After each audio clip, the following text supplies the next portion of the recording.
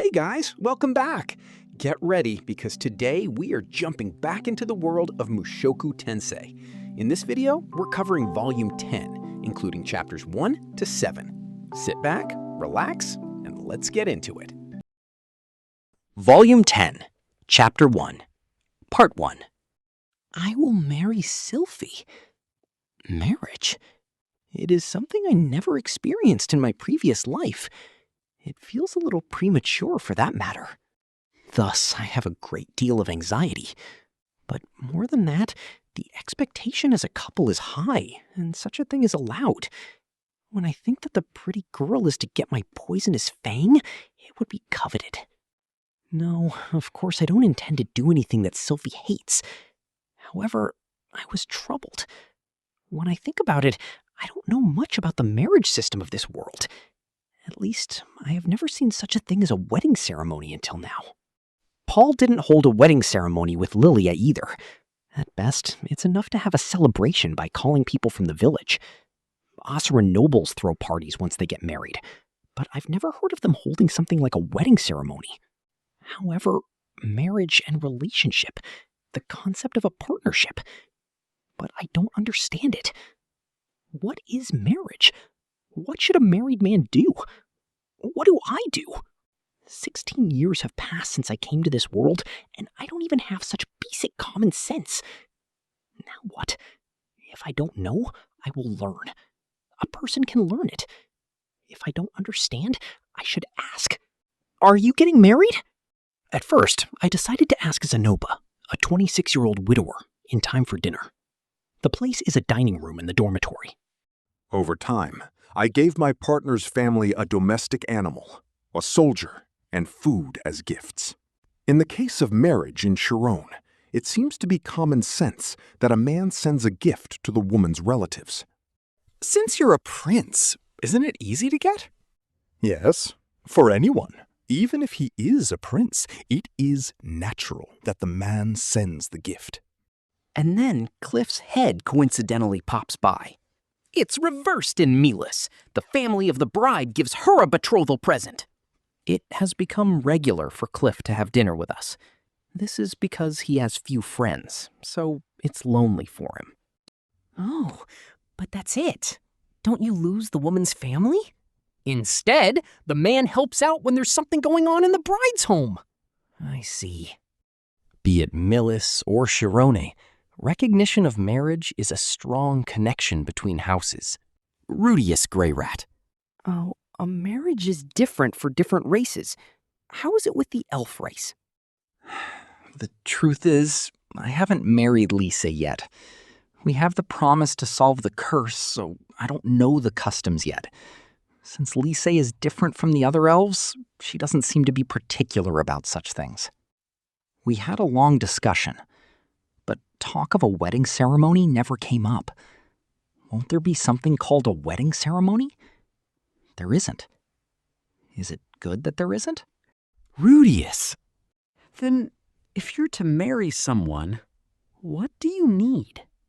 You're right. First is a house? Umu. Zenoba nodded at Cliff's words. House. A house.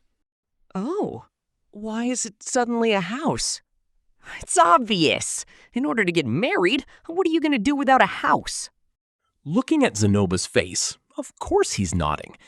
In this world, is it necessary to have a house to marry? That reminds me, did Paul come to live in Buena Village upon marrying? Was he living in the Adventurer's Inn until then? When I asked, he said Philip granted him a house and a job. Generally, girls can't enter the male dormitory, so their only options are to refrain from marriage before graduation, or to leave the dorm after the marriage, since there isn't a place to live in. Now that you mention it, that certainly seems true. I haven't heard any stories of a couple living in a dormitory. There is no dormitory for married people. There aren't any concepts of long distance or commuting relationships here. Basically, a couple lives together. Anyway, if the daughter is from a good place and the other side has a house, either way you are home free. It is resourcefulness that a man prepares. There's too much male chauvinism in Cliff's words, but Is this the common sense of this world, even without our family's assistance? It'd be reasonable that I prepare for such a thing. Rather, she might be disillusioned with me if I'm not prepared. I understand. First is a house. Cliff made a suspicious expression when he said so. Wait, Rudeus, are you getting married? Yeah, well... With whom? A question from Cliff. Somehow it doesn't seem right to give Sylphie's name. It will definitely be found out at some point, but should I keep it secret for a little longer? It's the person who cured my disease. Oh, I see. Name? Well, let's leave that as a secret for now. Oh, I see. Well, if the partner is from Millis, I'm acquainted with the bishop of this town, and I'm good with informal congratulatory addresses. Yes. So there seems to be a wedding ceremony-like thing in Millis. In Japan, the wedding ceremony is regarded as particularly awful, but it isn't so here. However, in this world, it seems to be offensive if you imitate a different sect. I am not a follower of Millis. Neither is Sylphie. Still, a house. A house will be expensive. Shisho, if you do not have enough money, shall I lend assistance? Though I would feel ashamed that I have to depend on Zenoba for this kind of thing. Even I want to maintain my pride as a man. What is the market price of a house in this neighborhood anyway? Hopefully my savings will suffice. Anyway, I'll check around town tomorrow. If it looks impossible, then I'll ask. Naturally. Rest assured, Shisho will be able to purchase the biggest house in town. Zenoba said so and laughed. Royalty doesn't feel any different, despite being from a small country. The next day, I proceeded to the real estate agent. Normally, the local feudal lord would provide forms for citizens to rent out land and buildings. However, there is no feudal lord in the magic city Sharia. The Magic Triumvirate and the Magic Guild collaborate to manage the territory. The problem that occurs in situations where there is no lord has been solved by installing a real estate broker, though I do not know what kind of problem was actually taking place. I call it a real estate broker for convenience, but the official name is Land Management Agency, or something like that. They buy and sell unoccupied houses and manage vacant land and development. It is like a so-called government office. When I went to one of these real estate agents and said, I want a house, the receptionist handed me a list. The list of houses on the market was summarized in one page. Size of the property, the size of the building, number of rooms, the price, the address, etc. The list ranged from small houses to mansions. Each property was very different. Honestly, I do not understand how much it costs to buy a house. After all, I wonder about a single-room house with a garden would be good. It would be nice to have enough room to keep a dog. Or wouldn't an apartment like a tenement house work? Sylphie is the escort of the princess. The house should be good, even without considering the fact that she is an escort. However, because she is an escort, Princess Ariel might visit. Since that is the case, it would be bad if we had a poor house. Still, I instinctively clutch my wallet when thinking about buying a high-quality house suited for nobles. Should I ask Zenoba for support? No, I am hesitant to use a friend as a wallet, especially since I am not looking to buy a modest house. I might come with Sylphie. I wonder if I should consult with the bride about such a large expense. Now, in this world, a man should purchase the house. I also want to impress the woman I like. When I talk to Sylphie, I do not want to seem like a miserable excuse for a man. I must show my resourcefulness. It needs to be large, have many rooms, and the property must be cheap. I start scanning the list for such a property. No matter what world you are in, buying a house will be expensive for sure. Though it could have been considered normal for a newlywed couple to rent a cheap apartment in my old world. Oh. And there, I found a good property, right at the end of the list. The property has a single structure. For its size, it could be considered a mansion. It is located in a corner of the town, but it isn't far from the Magic University. It is 2 stories, and it also has a basement and a garden. The only problem is that the house is slightly old. The price is surprisingly cheap, less than the half price of a comparable property. If it is this much, I can buy it and still have money left over. Why is this listing so cheap? The staff member shows a bitter smile when I asked. It's a fact that the mansion is haunted. Is it a curse? Yes. Around midnight, you can hear sharp sounds, but even if you look for the sound, you won't find anything. When you think that the house is rumbling or something and try to leave it, the next day you will be found cruelly murdered. Are you serious? Well, I did not hear the story well. Haunted house. And I wonder if it is evil spirits. There are demons in this world, too. You didn't exorcise it? A request was given to the Adventurers Guild, but the adventurers were brutally murdered. In short, nobody was able to succeed in exorcising it.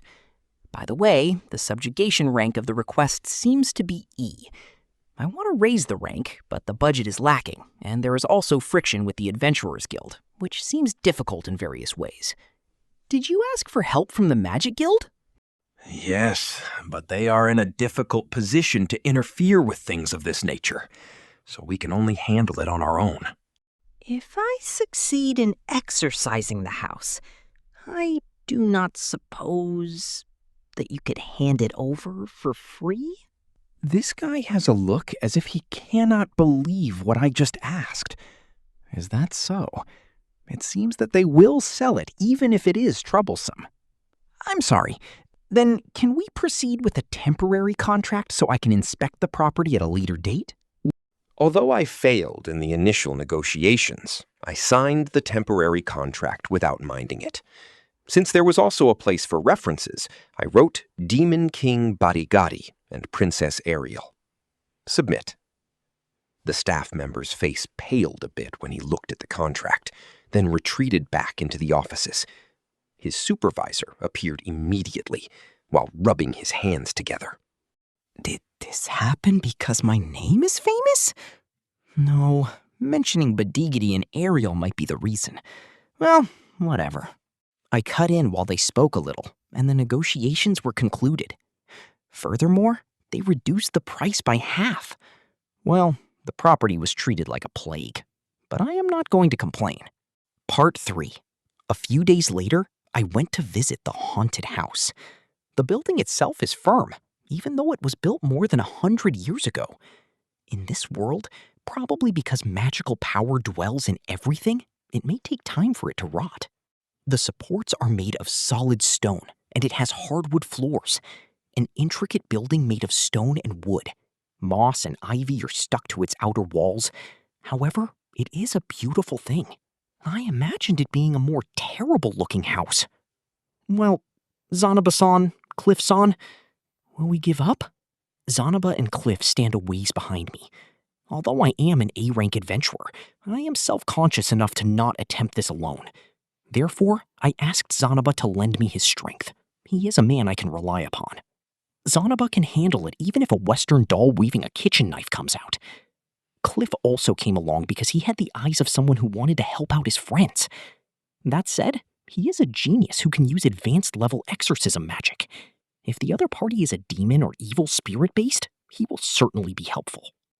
It's a very good house. It looks a little cramped, but about this size? Is this much considered reasonable? Isn't this house too large to live in with only 2 people? If it was me, first I would buy a small house, then save money. Then later, if it becomes too small, I would move. The two opinions contrast. I guess that means I'll take this as the middle ground. The price is low for a reason. Now let's go. You are wise, Shisho, more than anything. Zanaba starts walking calmly while saying that. He has a club in one hand. It is a weapon that I prepared. During subjugation requests, being unarmed is bad, but this guy, with his monstrous strength, seems to break all of his weapons. So I gave him a club, which I made with earth magic. It's a free weapon to break. Cliff is in the middle. He's clutching his staff, which seems to be expensive, and looking around restlessly. Even if the person himself intends to be cautious, I can only see it as being scared. I act as the rear guard and prepare for an attack from behind. It is important that the party protects Cliff, who can use healing magic. As for me, who's the most experienced, I'm in the back to also keep a close watch on everyone. I walked over the broken stone pavement to arrive at the entrance. There is a cracked wooden door. One hinge is broken. I better repair this later. I don't think that there's a risk of a trap, but please be careful. While watching with my foresight eye, Zenoba grabbed the doorknob and just broke it. No hesitation. Hey, don't break it so suddenly. Excuse me. The door was distorted and it wouldn't open. Renovation would have been necessary anyway. Is that so? But you should say something next time. Yes, Shisho. Just the answer is fine, Zenoba. Anyway, we entered the house. We saw the lobby immediately. There are stairs going up to the second floor directly in front of us, and there are doors on our right and left. There is a corridor leading to the back, near the side of the stairs. Although it's viewed as a haunted house from the outside, the inside was bright. The house's exposure to the sun is good. It is a good place. Does a real estate agent regularly clean? There isn't much dust piling up. Shisho, how should we proceed? First, we'll start by investigating the right side of the house, looking through all the rooms. I don't think that there are traps, but please be careful where you step, because there is a possibility that the floor and ceiling have become rotten. Zenoba nodded, and Cliff looked back. You look like the real thing, you know? For the time being, I am also an A-rank adventurer after all. That's right. Cliff seems to be tense or something. That reminds me, it seemed like he went off on an adventure with Ellen Elise and Step Leader the other day, but I never heard any details. How did it turn out? That reminds me, how did the adventure go the other day? It was harsh. Well, they are all S-ranked. It probably wasn't that harsh for every member of Step Eater. I understand that their partner is a rookie. They might not have been very considerate of that fact, since it was their intention to educate him about this and that. However, it's another story if Cliff didn't think of it like that. What should I do? Please attack with exorcism magic if you find an enemy. I understand. What should I do if that doesn't defeat the spirit? Please withdraw. Zenoba or I will handle it. When I said that, Cliff made a face that seemed offended. I follow up. Because if Cliff-senpai uses magic, the house may be damaged. Cliff seems to be convinced when I say that. I had better let the beginner get a hit in. You use exorcism magic if you find an enemy. That's the first wave of attack. Then I'll join in if that doesn't work. Zenoba, there is a possibility that a demon who uses magic is lurking, so please be careful. Zenoba was unexpectedly a warrior's temperament and was not scared at all. Reassuring. I entered the door to the right of the lobby. It was a large room. The room was around the size of 20 tatami mats. It was well lit. There was a large fireplace against the wall towards the back of the room. I wonder if this place is the living room or the dining room. The fireplace becomes a concern. Cliff-senpai, this fireplace, could it be a magic tool? Here, I will know if I try to examine it. Cliff was just about to go look around the back of the fireplace. Stop! There may be an enemy. We'll stop there. I'll inspect the fireplace. Winters around here are cold, so heating is important. If the fireplace is a magic tool, then the whole house will become warm. If it isn't, then we'll consider remodeling.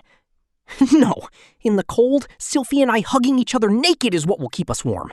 But a good fireplace is still hard to pass up. Get ready. When I start forcing air through the fireplace, anything like a demon hiding inside should come flying out.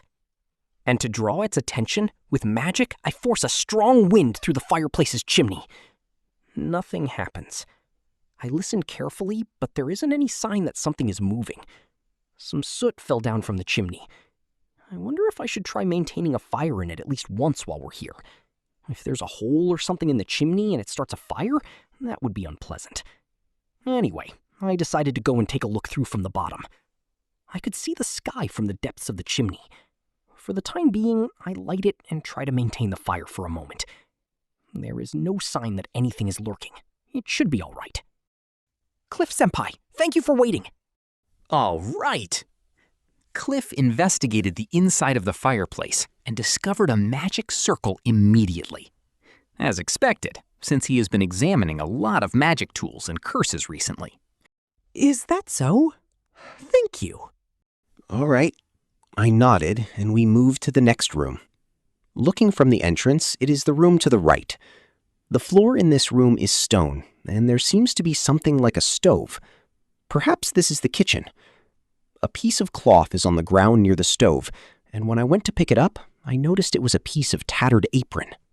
Sylphie might be willing to cook for me in a naked apron here? If I think about that, it is something to be excited about. Innovation and then remorse. We're here to get rid of the evil spirits. It's not the situation to be getting up. I checked the stove and anywhere else that seems like it might be a hiding place. All right, there is nothing unusual. Next. On the way, I look at the rooms in sequence. I discovered a door to the basement behind the stairs. I advanced to the next room counterclockwise. There is nothing unusual. There were places where the dust has piled up a little, but these rooms are so beautiful you wouldn't think of them as over 100 years old. Did the former residents even do repairs? Is this the last room? I finished inspecting the rooms on the ground floor. Although I knew by looking at the floor plan, this mansion is symmetrical. However, there was no stove in the kitchen on the other side. That room might have been used for another purpose, not for cooking. Maybe for laundry? But let's call it a kitchen for the time being. 2 kitchens, 2 large rooms, 4 small rooms, 2 toilets. I get the impression that this house was built by renovating 2 smaller houses together. The only staircase is the one near the entrance. The basement or the upper floor? Which place is more likely to have a demon? I guess the basement. It will be the basement. Unanimously, it was decided that we check the basement first. The door to the basement is attached to the back of the stairs to the upper floor, a door which requires a key and looks like a storeroom. The stairs leading into the basement were dark. I light the lamps which I prepared and handed them to Zenoba and Cliff. I'll use my foresight eye to support from the rear.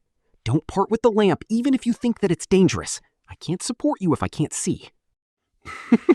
Wahaha! I am a Miko. There is nothing I fear. While spitting out a reliable death flag, Zenoba goes down the stairs. Be more careful. There might even be an arrow that will come flying out as soon as you open a door. We arrived at the basement. There's nothing. The basement was deserted. Some wooden shelves were lined up side by side. It feels like an empty warehouse.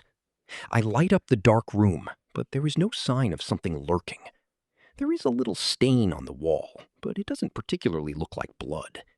Towards the end of the wallboard, there's just a little rot.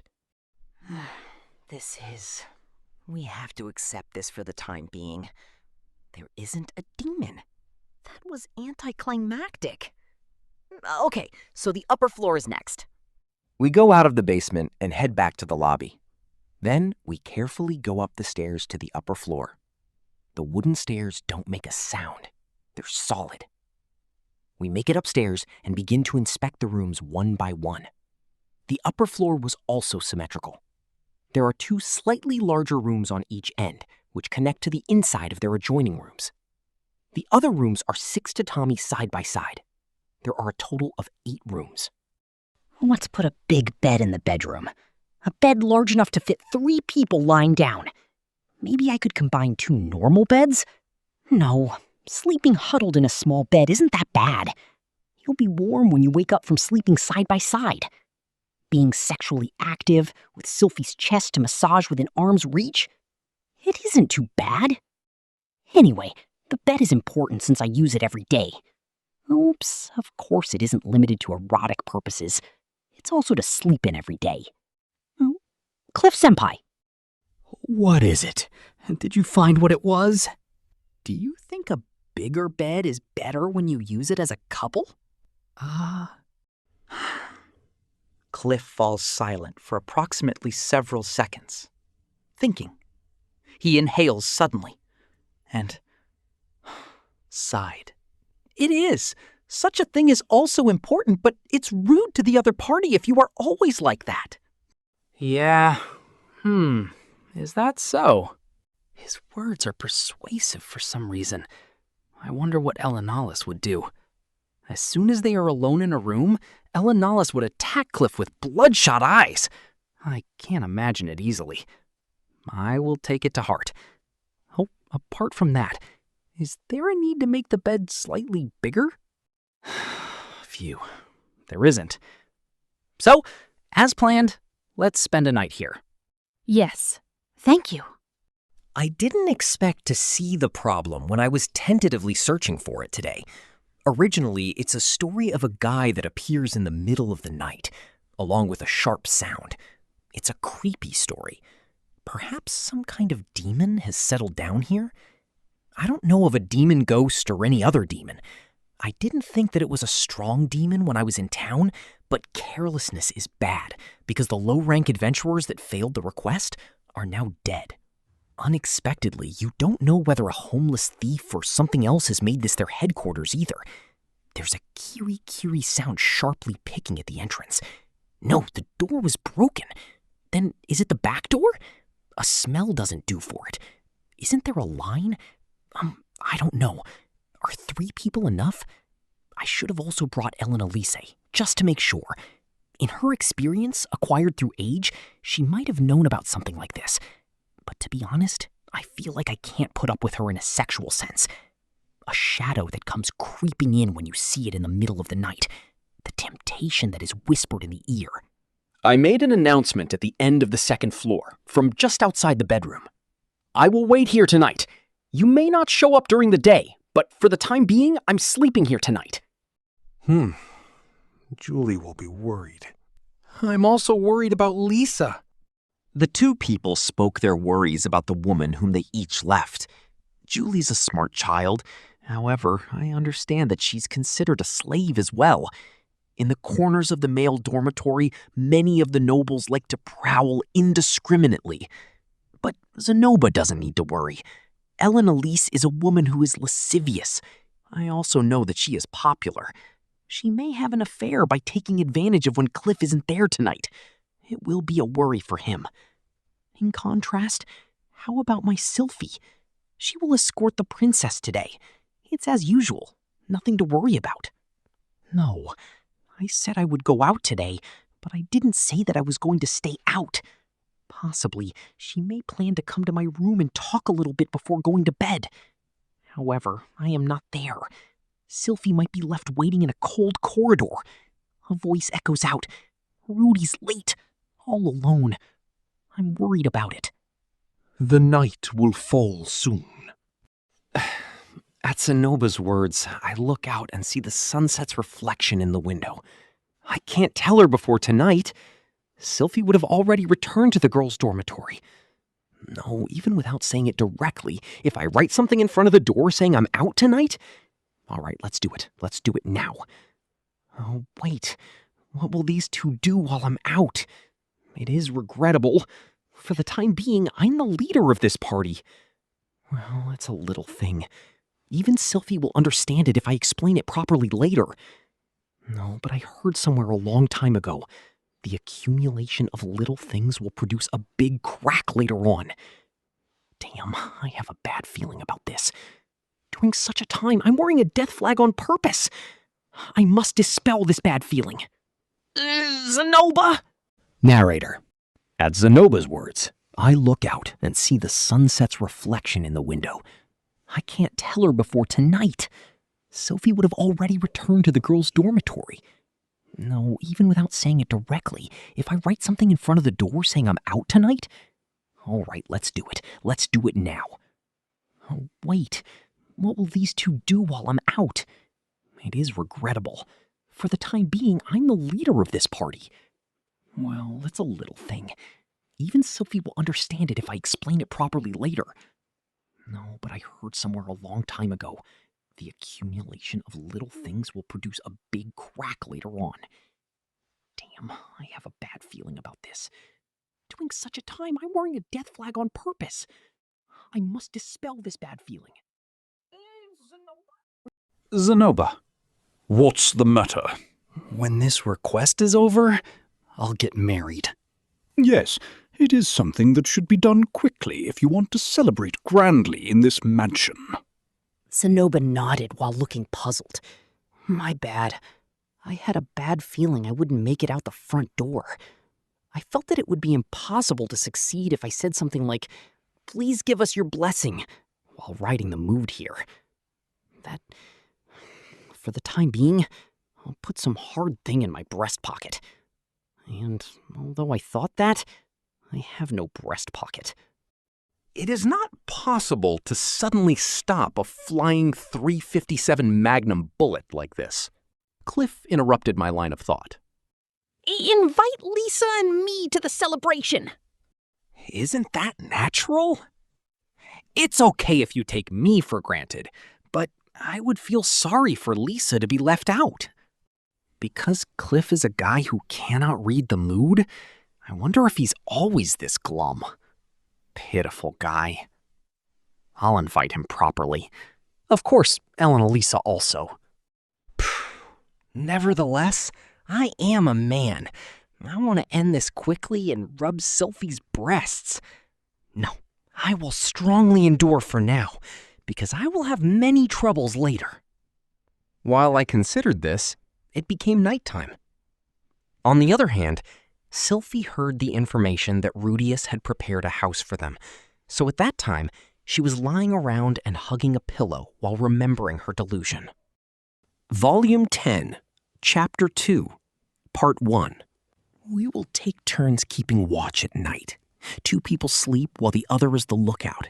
If there is an abnormality, we wake up the 2 remaining people immediately. It is such an arrangement. That said, I will wake them up by all means if there is a particular kiri-kiri sound. The room we are sleeping in is the same one in which the previous resident was cruelly murdered. It is a room at the end of the hall on the upper floor. It may be related to the place that a demon appears. I cannot really think of this kind of thing being caused by some sort of homeless thief, but if it is, then it would ease my mind. If the opponent is a human, dealing with them is easy. There might even be a reward for catching them, which will help a wedding fund.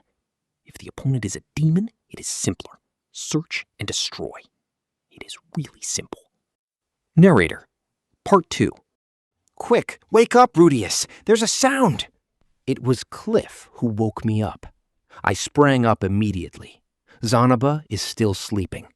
We had rotating guard shifts for about 2 hours to allow each other to get a shallow sleep. Since we do not know the exact time, we used an hourglass. It is the second shift now, in the middle of the night. It is just the right time for a demon to come out. Please, wake up, Zanoba. I briefly told Cliff and moved to the door, and I listened carefully. Kiri, Kiri, Kiri, kata, kata, ka. This is dangerous. It sounds real. It is very clear. The sound is like a chair creaking. Scary. Narrator. I was able to see with foresight eyes. Zenoba Shirone, though rubbing his eyes, yawned greatly. I confirm it and put my hand on the doorknob. Then I open the door slowly so as not to make a noise. I look at the hallway. Nothing.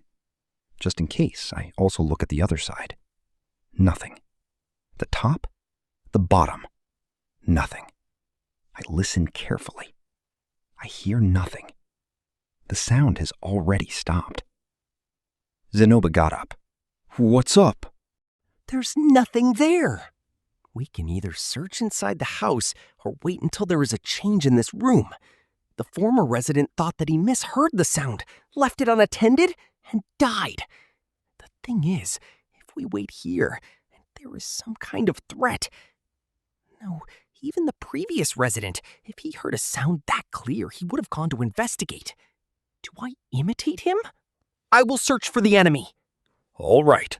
Is the formation the same as before? Oh, be careful. If Shisho protects the back, it would be a relief. Zenoba has a stone club. Cliff, filled with tension, followed. Cliff-senpai, do you remember what to do? I will cast exorcism magic. That's right. Thank you. So it is okay. Zenoba is the tank while Cliff uses exorcism magic. And if that does not work, I will use a rock bullet. All right.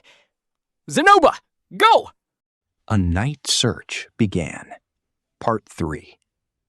I know where the rooms are, since we examined the house once already during the day. The search operation went smoothly. First, I examined all the rooms upstairs. Nothing unusual. Then, we carefully went down to the ground floor. We check out the rooms one by one, such as the stove or fireplace and other places something might be hidden. Nothing unusual. The rooms are all beautiful. Zenoba Shirone. Shisho. Only the basement is left. We move to the basement. The door behind the stairs. The stairs to the basement. It is dark. There seems to be some strange sense from the basement. It seems I am also tense. I could hear my heart thumping. A single deep breath. While paying attention at the back, we descended the stairs. I feel like I am descending into hell. We arrived at the basement. What's up? Zanoba Shirone. There is nothing. Zanoba answered so. I also tried to light up the surroundings with a lamp. I tried to look carefully at the corner. But there is nothing there. However, the former resident would have examined the basement too. It is the most suspicious place. However, there was nothing to be found, even if you look at a glance. For the time being, let's prepare for a surprise attack once we return to the room. I heard the sound. Then the enemy will come. Alternatively, it may wait to attack until after we fall fast asleep. We can also try to pretend to be asleep until tomorrow. We carefully leave the basement and go up to the second floor. We walked to the hallway and came back to the room we waited in. Zenoba, please be careful when opening the door. It is also possible that it is lurking in the room where we slept. Zenoba Shirone. I understand. Zenoba slowly reached the doorknob while grasping his stone club. It opened. Nothing happens. Quote, ellipsis, quote, Seems to be all right. nothing. No attack. Let's see if it attacks the place again while we are sleeping. Or, for example, if it attacks while using the toilet. That reminds me, I did not examine the garden. When tomorrow comes, I guess I should also investigate the garden. And then, suddenly, I looked back. There it is, down the hall, lowering its posture as if to crawl. The upper body part peeped out from the stairs. It tilts its head, looking at me. I wonder if it is human. There was an eye. There was a nose. There was a mouth. There was no hair. There were no ears. And I did not feel its life either. In the dark, while the pale silhouette rose, the guy was looking at me. For several seconds, we stared at each other. You? The moment I was about to say something, that fellow moved. It raised its upper body as if about to leap, then jumped to the second floor. There were 4 hands. There were also 4 feet. In the dark, that person, while brandishing a kind of stake in his hand, while moving 4 feet, without a sound, ran over here with tremendous speed. Hoo-ah! I lost my balance. I shot a rock bullet at once while falling on my backside. It crosses my mind. My concern is that it might break the house. Hesitation weakened the power of Rock Bullet. The Rock Bullet crushed the shoulder of the guy, and it staggered. However, the guy does not stop. He raises a stake toward me. Then I try to avoid it with Foresight Eye. Shisho! Zenoba jumped in front of me. A stake was swung down swiftly into Zenoba. The stake struck an inch from his heart. Zenoba! It did not stick. Zenoba's Toki stopped the stake. It is Zenoba indeed. Nothing serious. Zenoba grabbed the guy's face with one hand. It thrashed its 8 limbs in a frenzy, pounding on Zenoba. Cliff Grimoire. Then our God gives grace to the Mother Earth. I do it against the law of nature and give the foolish person heaven's vengeance. Yahweh! Cliff started chanting while half of his body was still inside the room. White light shot out from his staff and hit the guy.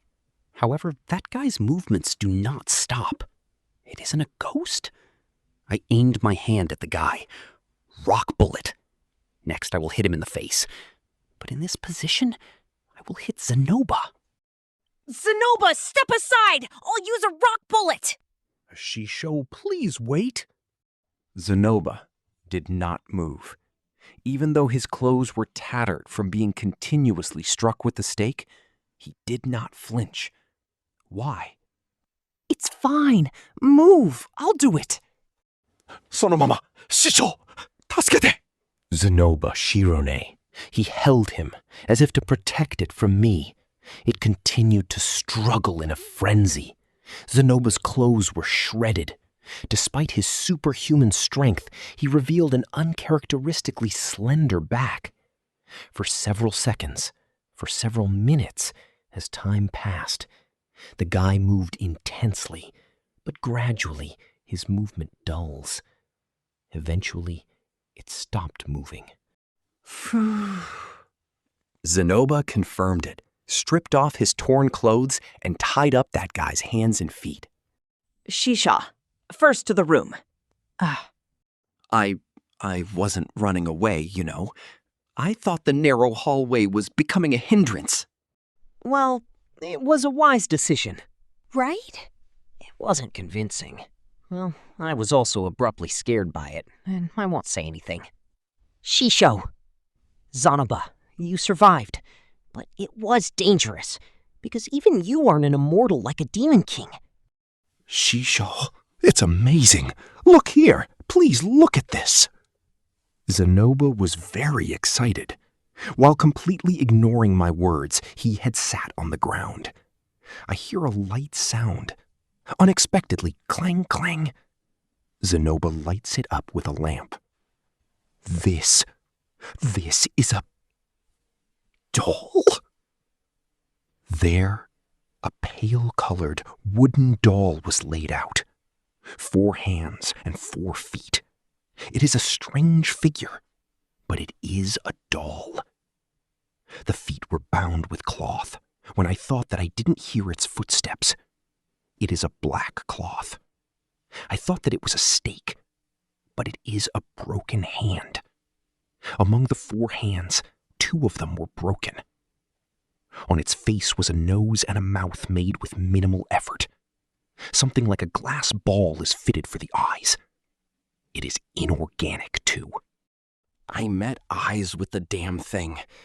To be honest, I don't want to look at it too much. It's too creepy. Also, at some point, it starts to move. If you look at Cliff, he also seems to agree with me. Holding his staff, he was staring at the doll vigilantly. Shisho, this is amazing! Only Zenoba was different. He seems to not be able to hide his excitement. If it comes with a rare doll, this is it immediately. Zenoba, no matter how much you like a doll, Shisho, this doll is moving! A doll moving! And that said, I also noticed it is. This doll attacked us. A really moving doll. A doll that moves. Golem, automata, maid robo, wah wah wah.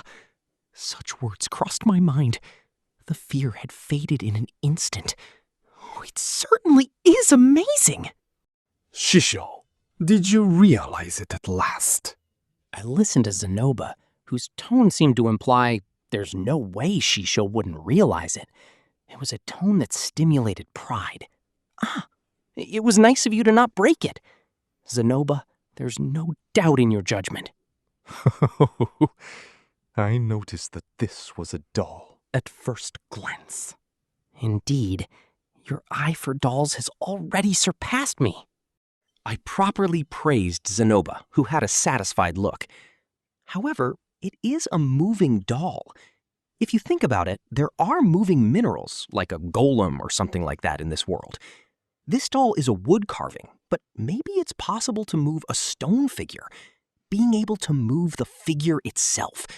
Using a man-made material such as silicon, creating a doll with the skin of a person is possible. And if it moves, the dream spreads. Zenoba, what should we do? My heart is racing. Zenoba, Shironi, Shisho, me too. I can barely contain tears of joy. First of all, let's take this doll back home. Then examine how it moves. Since it can't normally move, it might be like a magic tool with a magic circle carved in it. Cliff Grimoire. Hey, you guys, give me a break! And he was angry suddenly. Cliff still remains clenching his staff while glaring. This isn't the time or place to talk about such a thing. What do you mean, such a thing? Zenoba grabbed Cliff's face and lifted him into the air. Cliff grabbed Zenoba's arm while remaining suspended, but it won't budge. It's been a while since I last saw this spectacle. Zenoba Shironi. A doll moved? Why don't you understand its importance? Cliff Grimoire. Oh, wow! There are demons that create moving armors too, you know! A demon. Hearing that term, I remembered our objective. We did not come here to catch a moving doll. I came to obtain this house. However, securing the house and clearing up the mystery of the moving doll, it's not like I can't do both. Zenoba, please release your hand. Moo, but Shisho. Cliff Senpai's words are reasonable. Zenoba released his grip. Cliff is let down instantly. I cast healing magic immediately. What a crybaby. Perhaps this doll is the identity of the demon? There may not be just one. Let's find and capture the rest. Maybe we'll find blueprints for the doll. Oh, I see. For sure. We won't sleep tonight. Let's thoroughly search for where this doll was hiding. Thus, the third house search began. Part 5. There is nowhere to hide such a large doll. The consensus was, after looking around the house twice, there wasn't such a place. I thought there might be something in the garden we haven't accounted for, but there was nothing. There were the doll's footprints in the snow, but that was it. Therefore, an idea comes to mind, that there is a room hidden somewhere. The house was made to be symmetrical. If we go looking for a part that's not symmetrical, we might find something. I thought so, and tried looking for a dubious place while checking the floor plan on both floors, but I couldn't find anything. I mean, the inside of the house is too dark. Even if there was something unusual, it may go unnoticed. It might be better to re-examine it at noon tomorrow. We agree with Cliff's idea, and decided to search again the next day. Before the search, I brought the doll back to the Magic University. If you look at the bright side, the doll that has been found is quite old. What looked pale is originally a white paint that had started to peel off due to mold. Are you Master's new doll? I thought Julie would be frightened, but there was nothing to worry about. She is looking at it curiously. Do you want me to clean it? I heard that. It seems she was sometimes tasked with cleaning Zanoba's newly purchased dolls. Zanoba says it's to deepen the appreciation of dolls. It seems the best way to clean and polish a doll is by wiping it down with compassion. She received a good education. How can we get it to move again? After searching the mansion, we'll examine it. It looked like Zanoba couldn't wait to start researching this doll. I understand that feeling.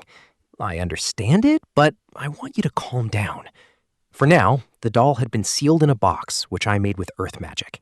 It would be bad if Julie got attacked while we are not here. Part 6. I came back to the house. I purchased a large number of lamps to light all of the rooms. I crushed all the possibilities that I hadn't considered when I first came. I also examined the fireplace. I stuck my head inside to have a thorough look. Did it change? I finished searching the fireplace while knocking down some soot and spider's webs. Then I noticed the cause of my discomfort yesterday. The floor wasn't stained with soot. As if something had done the cleaning, everything was neatly wiped clean. When I think back, the cloth that had been sewn to the doll's feet was black. Each and every night it might have been cleaning the house with that cloth. No, the house would be stained by using such cloth. Black is rather... Oh, by any chance, that cloth? Was it a magic tool? No, let's put that on hold. Now then, upper floor, ground floor, basement. The basement is still suspicious. I brought a few lamps into the basement. Since they could use up the oxygen, I left the door open. I considered the possibility of something being hidden in the middle of the stairs, so I examined that as well. In the deserted space of the basement, I arranged the lamps. Look, it's amazing! It's bright like the afternoon! Is what a person from a fairy tale might say. When it's this bright, I can tell just by looking. The edge of the basement. The wall, which was made with a wooden board. I didn't see it clearly when we were using only 1 or 2 lamps in the dark, but with this much light, I could see clearly. The corner of the wall, it had a dark square. It is a hidden door.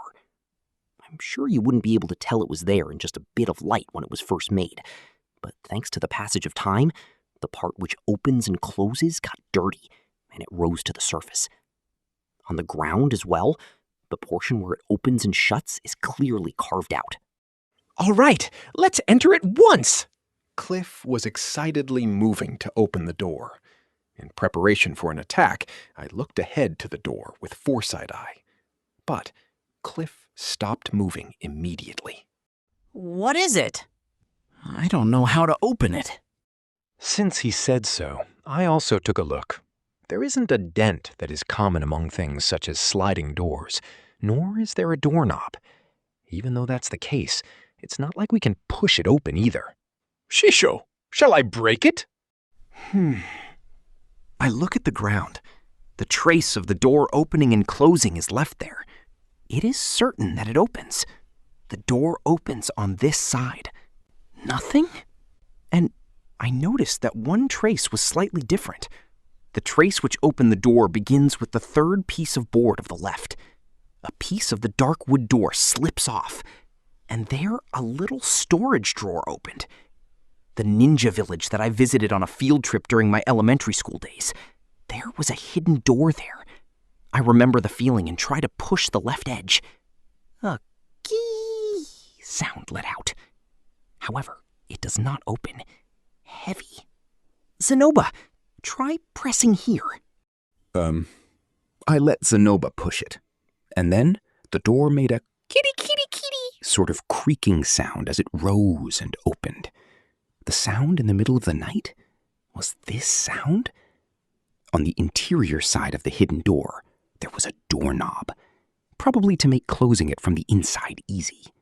I do not think there's a trap, but there might be something, so please be careful. I went inside while saying so and lighted up the inside with a lamp. The possibility of a trap or a surprise attack ended as imaginary fears. There was a small room, 1 desk, a single wooden pedestal. That's all. On the desk, several books and ink pots were placed. As for the pot, the cover is broken and the contents have evaporated. On the pedestal side, I'm not sure what words would be good to describe it. It might be similar to a coffin. It's like a lump of wood the size of that.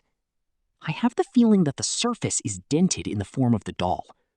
After looking closely, in the place where the head goes, in the part where the eyes would set, there were transparent stones embedded. I felt intuitively that the doll in question had slept here.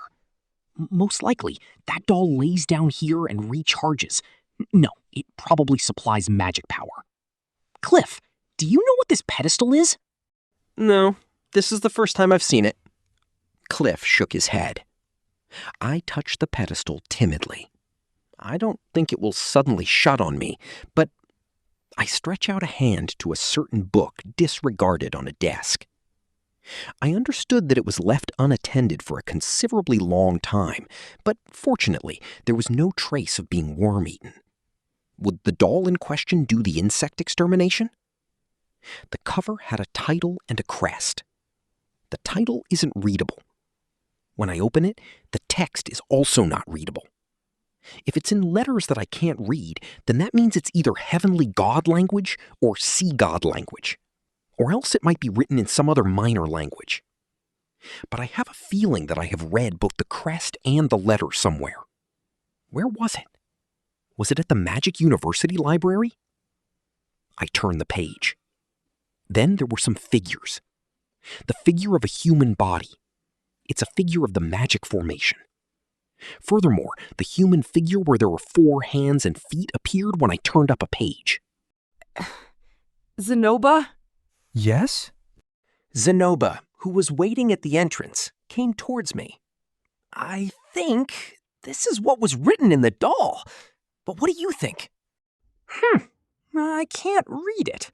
However, perhaps this is it without doubt. How? Show me. After hearing such an exchange, Cliff had also stuck his head in. While turning the pages lightly, we looked through the book as a group.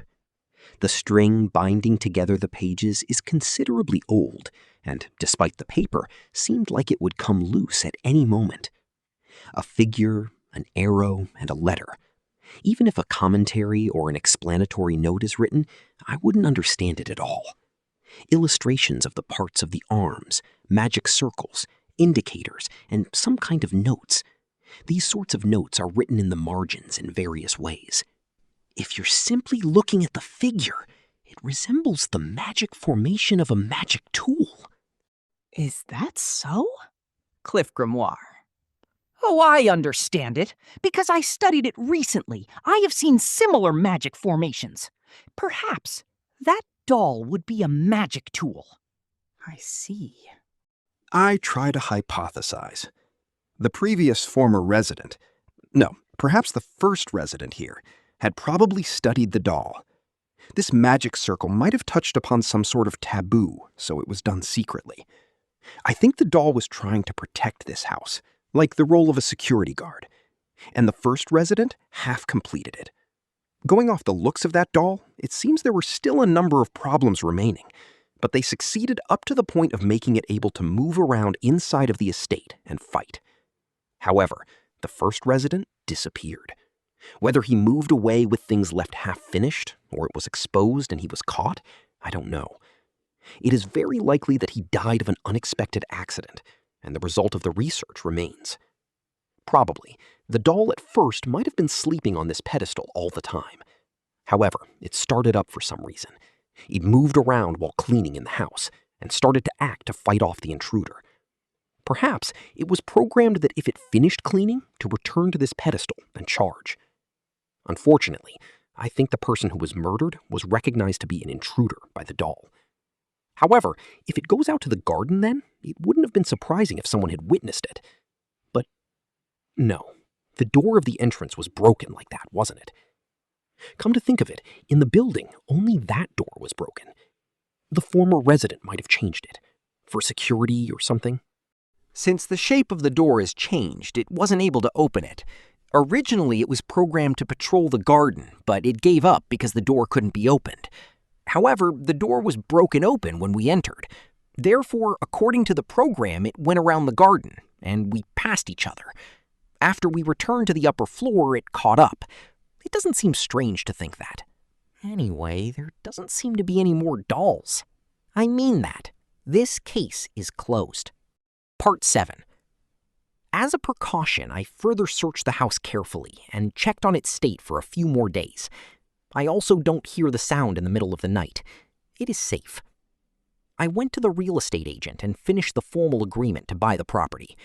As for the identity of the evil spirit, we said it was an evil demon that was hiding in the basement. A supplier becomes available from the next day and will do the repair work and cleaning.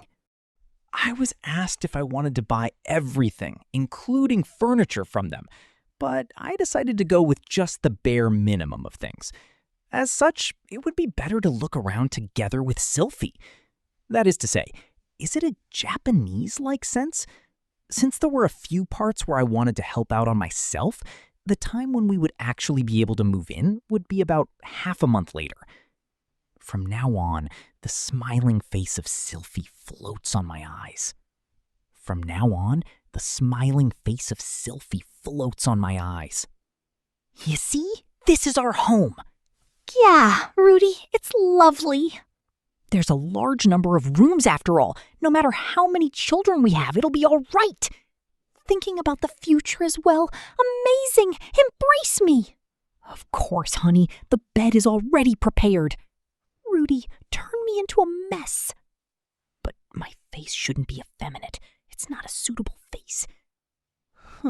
Rudy, were you only able to prepare a house of this level? Rudeus Greyrat. Sylphie wouldn't say that. Yep, she is not that kind of selfish person. Still, it was the product of hard work. The house was cleared and bought in just a few days. I also got to keep the doll that was haunting it. That doll. It's definitely a magic tool. Rudeus Greyrat. Normally, it might not be good if you don't submit those kinds of things to the Magic Guild. Oh well, I don't yet belong to the Magic Guild, so it doesn't matter. Since it was a part of the house I bought, I'll just take ownership of it, like that. Part 8.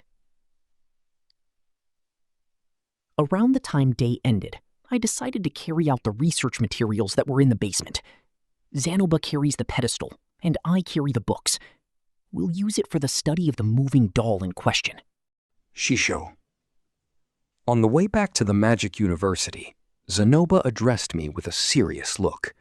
He carried the huge pedestal over his shoulder. It clearly wasn't made with the consideration that it would ever be carried around, given its weight.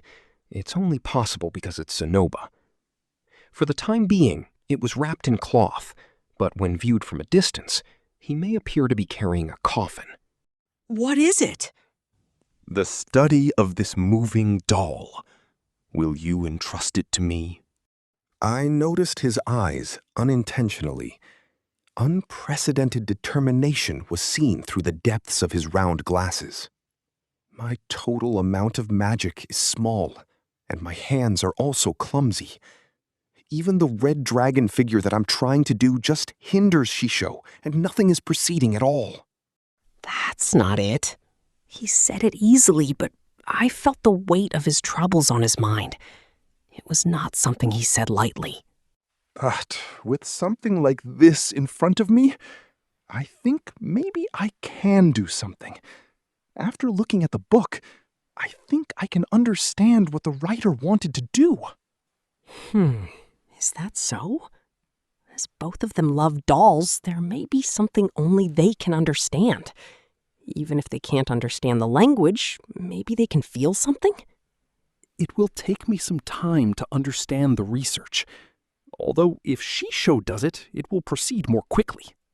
I can't afford to spend all my time researching this doll. It might work if I allow Zanoba, but what would you do if the doll acts violently again? Even if the doll runs away temporarily, if it's me, I will be able to apprehend it without injury. Shisho also should have seen it. Well, there is no problem in that respect, and it would be a bit frightening if it began to move in the middle of the night. But perhaps if you don't charge it in this pedestal, it will not be able to move. As expected, it's unsuitable to store it in Zenoba's room. We'd better borrow a research room from the Magic University. A room with a firm door. No, since it might have used some kind of taboo technique, it would probably be better to keep the research in a different place. Nanahoshi and I might also be borderline because of our study of teleportation magic, although I think that's all right. Just in case, I will ask for Nanahoshi's opinion on it. I think she's a member of A-Class Guild. Please, Shisho. When Shisho's plan is fulfilled, I don't want it to end with me just paying money. Pause. However, Zenoba also has various considerations, although I am a little worried since he becomes single-minded when it comes to dolls, said the person who allowed it being the case. Please, leave this study to me. When I fell silent, Zenoba seems to have misunderstood it. He knelt on the spot. He placed the pedestal down there and with both hands spread out fell to the ground on the spot. What other choice do I possibly have with you prostrating yourself on the ground in the snow? I understand. Zenoba, stand. I will leave it to you. Truly? When I said so, Zenoba stood up with haste, his expression beaming with joy. As for this fellow, the change is quick. But if by some chance there is a possibility that involves in the domain of a forbidden technique? Zenoba Shirone? Is it a forbidden technique? Well, for the time being, since I will borrow a laboratory from the Magic University, please study it there. Thank you. Zenoba lowered his head greatly again. In that motion, a part of the pedestal swept past my face, barely missing the tip of my nose. That's dangerous. What are you going to do if you hit my head? You guys, try not to stand out so much while you're outside. Cliff Grimoire. Finally, Cliff muttered alone. Part 9.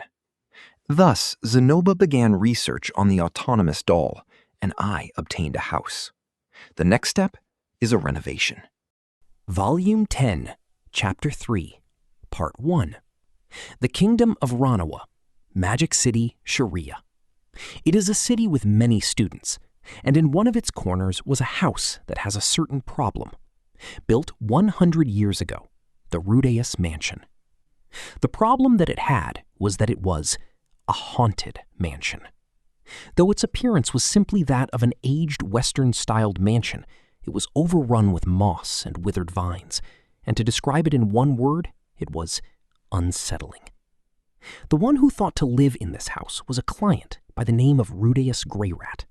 He was a former A-ranked adventurer and is now a student at the Magic University.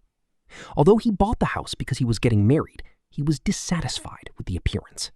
What kind of problems did this house have?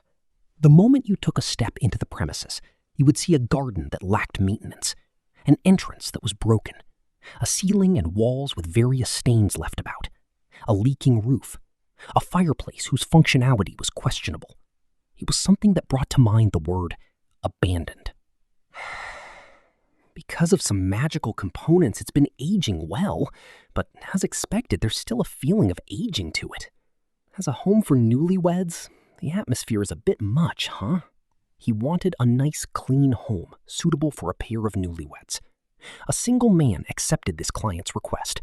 He was a craftsman who did renovations, Balda of the Great Cave. A first-class architect belonging to the Bosharant Dukedom's Magic Guild. He could take care of things from the planning all the way to the construction and was a veteran of 30 years. With the construction techniques he learned in the Holy Kingdom of Millis as a base, he had many accomplishments, such as the Magic University school buildings. Though he had a few stubborn parts, he was an agreeable person, and his skill was assured. He always had a hammer hanging at his waist, and if strangers had something they didn't like about their houses, he would fix it for them. He held the spirit of a true artisan. Whether it was his disciples or buildings, he would fix it with a strike of his hammer. Because of this, he was called Balda of the Hammer. Yo, you've come. So you're Quagmire, huh, boy? I heard you were getting married. The person who had come to meet the craftsman was the client this time.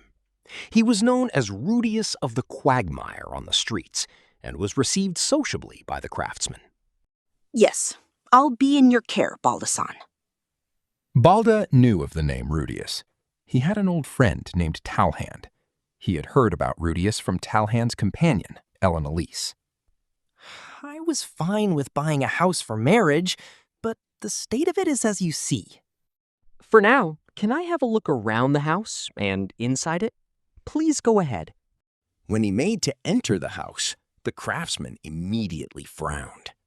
Oi, the hell happened? The door's in horrible shape. It looks like you tried to bloody tear it off. Because the door didn't fit well, there was no choice but to break it. Honestly, kids these days freaking breaking things without a thought. Don't have enough respect for items. Yeah, they're horrible, huh? The client warded off the indignant craftsman's complaints in an unaffected attitude. His attitude was almost like he wasn't the one who had broken it. The craftsman couldn't accept this attitude. However, he endured it. After all, he had heard that Rudeus of the Quagmire was a frightening person when angered. What are you gonna do about the door? What do you mean? Like the materials or the design. If you don't give me any specifics, I'll be going with what I judge best. Though I don't really mind about the materials, I'd like for you to make it firm. Also, please leave a door knocker on it as well. Since it's the entrance, that much is obvious. When the craftsman entered the house, he concealed a difficult expression. It's pretty worn out, huh? Is that so? Oh, the floors were done very well, at least compared to the walls and ceiling. It's almost as if the basement was the most important part, and everything else was just made as a bonus. The craftsman's eyes could immediately tell what parts were good and what parts were bad. The floor, the stairs, upstairs, the dining room, the kitchen, the fireplace. These places were extremely well done. You could tell that a genius craftsman had spent 100 years using construction and magical techniques to create them. However, the walls and the roof were done by hand, which was strange. Well, still, I'll fix something like this in no time. The craftsman spoke reassuring words. Having been reassured, the client entered the large dining room. Rudeus Greyrat? It's a large room, huh? The lighting isn't bad either, huh? How is the fireplace? It was a fireplace with questionable functionality. The craftsman's eyes lit up. This is a good fireplace. It's a tad old, but it'd be better not to mess around with it. Is that okay? Look, there's a signature carved here. This is the signature of a genius magic director that was here until 100 years ago. His name wasn't left behind, though. In the kingdom of Osla, magic tools with this signature fetch a really high price. Even if I say that, they're all just small items. To think that he had created a fireplace like this in this house? What came to the client's mind was a design drawn in the diary that he had found the other day in this house. It was very similar to the design of this fireplace. It seemed that somehow or other, the first owner of this house had created it. So, what are you going to do about this big room? Let's see. What do people usually do? Since it's a large room, they'd put a large table in it for use during parties. They'd also prepare another one, too. That way, if for some reason that room couldn't be used, they'd use this one instead. In other words, this wouldn't normally be used? Normally, that is. But for people with lifestyles like us, one room is plenty. Right? In that case, I'll leave the other room as a leisure room. All right. A leisure room. Since that was requested, the craftsman and client moved to the next room. There are 2 kitchens, huh? But the other one has no stove.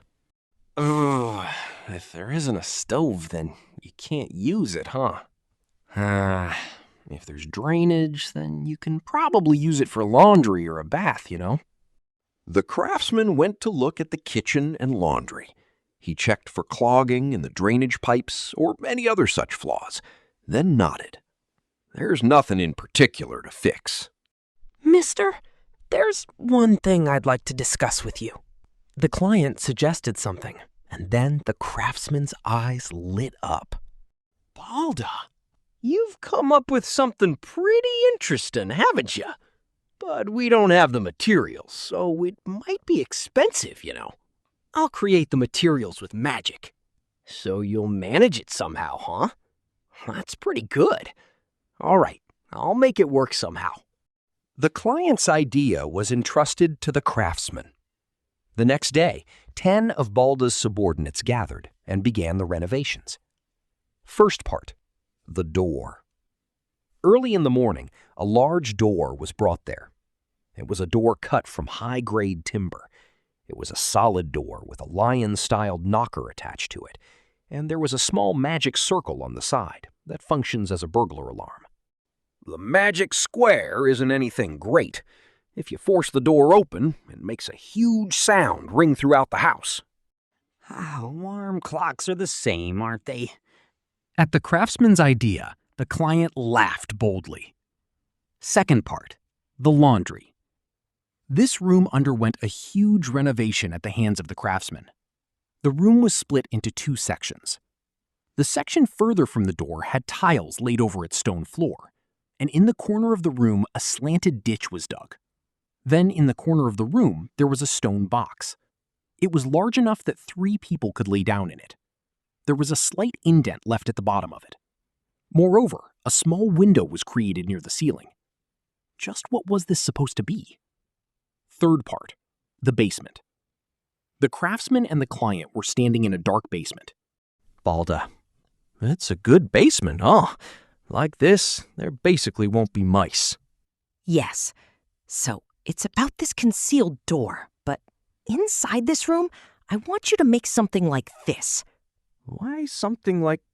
no, I won't say anything.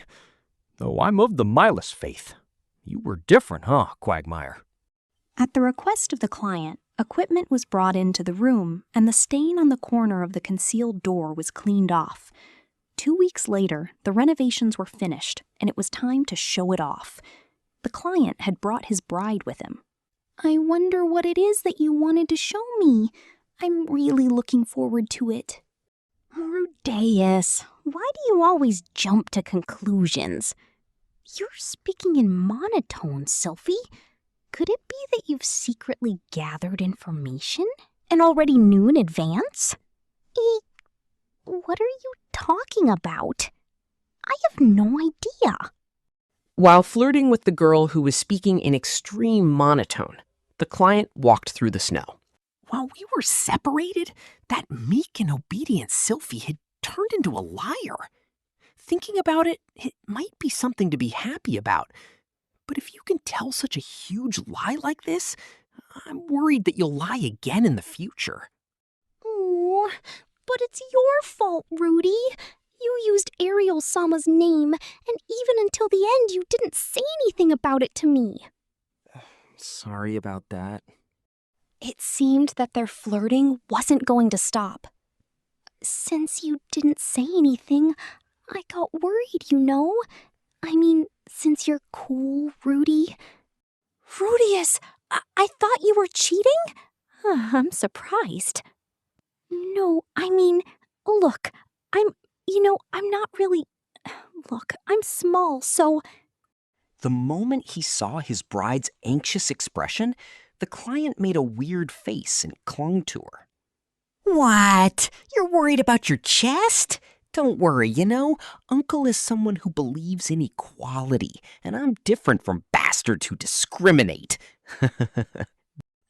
By uncle, you mean... Don't suddenly rub me. I said no. We're in front of people. You're right. I'm sorry. By the time he arrived in front of the house, the client was downtrodden like a dog who had been scolded until his tail drooped. The bride fixed the position of her sunglasses while saying, "Geez," a little angrily. "You need to pay attention to the time and place. That kind of thing is for nighttime, when we're in bed, okay?" Okay, Sophia-san. It won't happen again. But if it gets to the point that you can't hold back anymore, mumble. What? I can't hear you.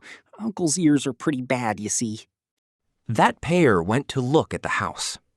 Before, the rocks had moss growing on them and the walls had ivy.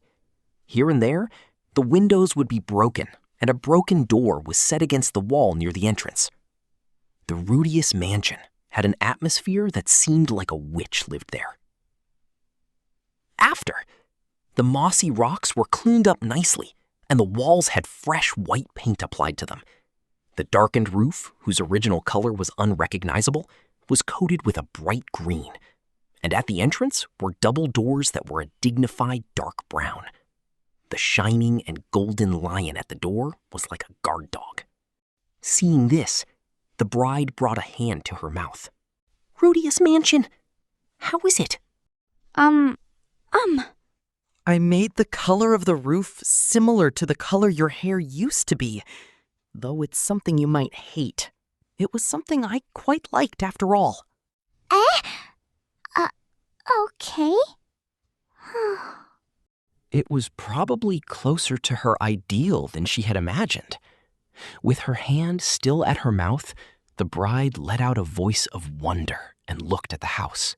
"Come now, please have a look inside." At the client's suggestion, the two of them entered. A mat for drying feet was left at the entrance. You could tell from it the client's worry and regret over this world's shoe-wearing culture. The right is the dining room, and the left is the living room. Which should we look at first? Then the dining room? The dining room, then. Very well. I'm sure you'll be quite pleased with it. Please, go ahead and have a look. It was said in a tone like a certain country's car salesman. The client exuded nervousness. They entered the room. The large room had undergone a complete makeover. First of all, there was a large, long table in there.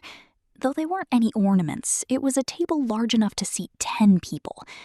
There was white wallpaper plastered to the walls, and in the corner of the room were flowers growing in a flower vase.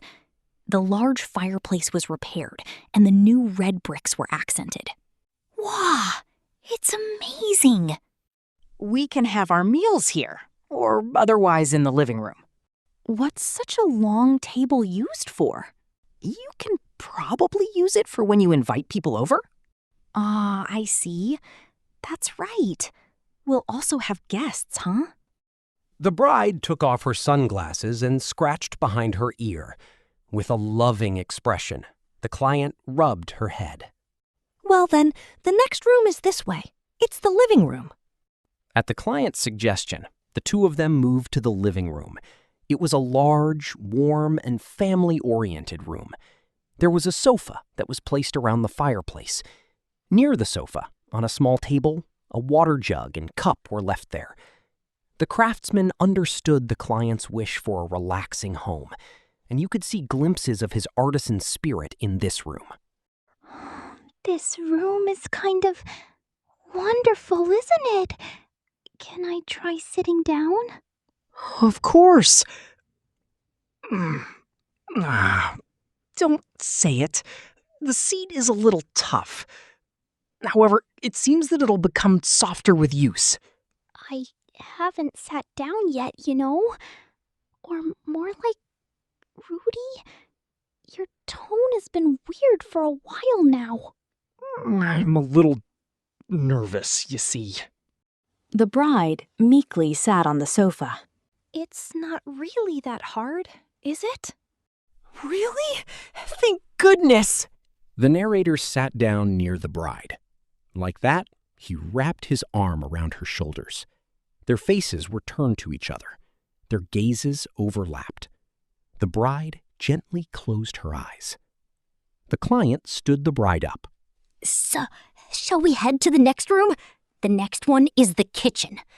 Let us have a look at this Rudeus Mansion's prided cooking facilities. The kitchen. In addition to the furnace that was already there, a set of the newest cooking equipment were sitting in the room. The table was large enough that even if you killed a huge boar and brought it home, you could prepare it on the table. On the furnace was a commonplace and large pot. There were also commonplace earthenware barrels and jars for storing things. This place is normal. It's pretty normal, huh? The client had suddenly made a serious face, and the bride nodded with a serious face. After this was the laundry. They went down the hallway and entered it. When they did, the bride tilted her head. Huh? It's small, huh? There was a large bucket and a washboard. There was also a few baskets left there. Though there would be no problems doing laundry with just this much, they were a bit bothered by it. In particular, the door that was further into the room. Please have a look. The client opened that door. When he did, it was shocking. There was a large bath in there. A large bath had been created. Before, an empty room without even a furnace. A room a little wide for laundry and a Spartan secondary kitchen. After, the floor was covered in tiles and a large bathtub that was filled with a lot of warm water. Water flowed along the inclined grooves. A plain stone-built room was transformed into a tasteful bath. Could it be that this is a bath? As expected of Sylphie.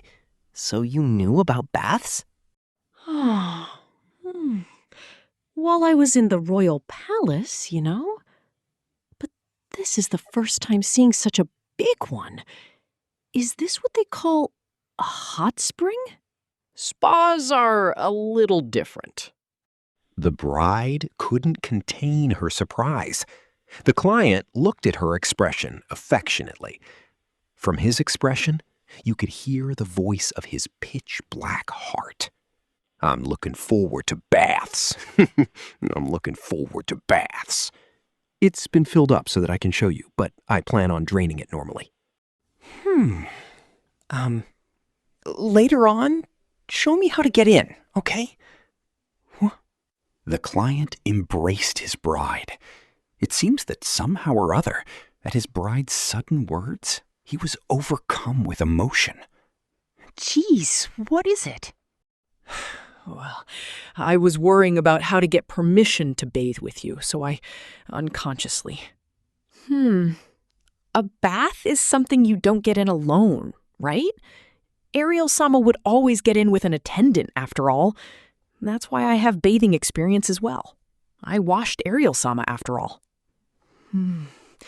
According to a certain culture, the husband and wife wash each other's bodies, you know? Did you know this? So that's how it is? It's a bit embarrassing, huh? But I'll try my best.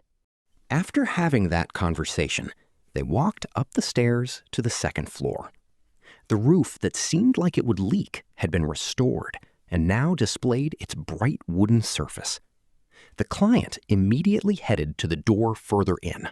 For now, the only room I've prepared on the second floor is this one. Amazing. After taking a step into the room, the bride widened her eyes in wonder. What her eyes flew to were the bed that was large enough to hold 3 people. The only thing on it was the client's favorite pillow. Why such a huge bed?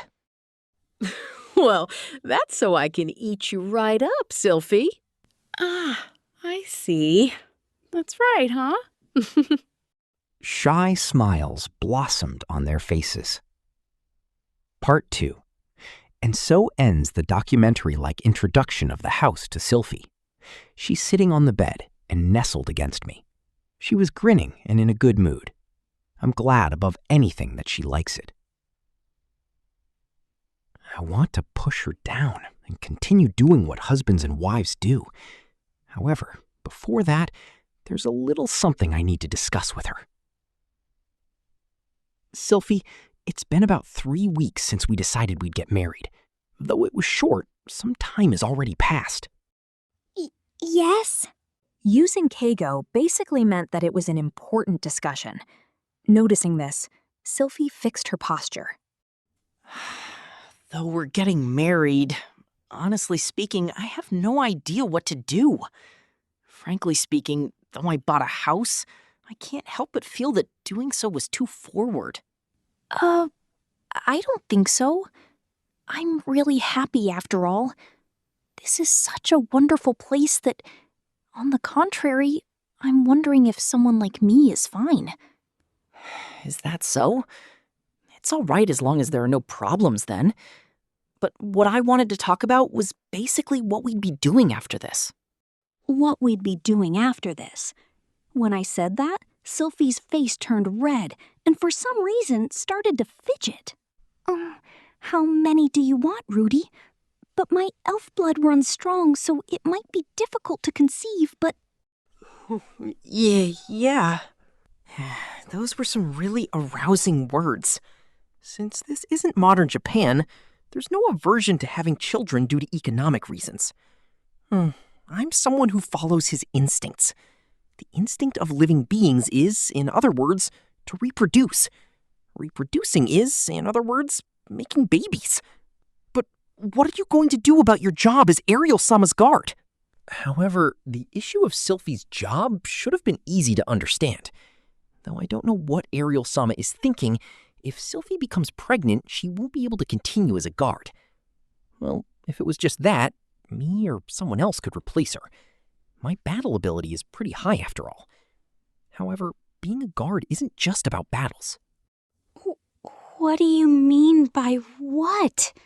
Wouldn't it be difficult to do both?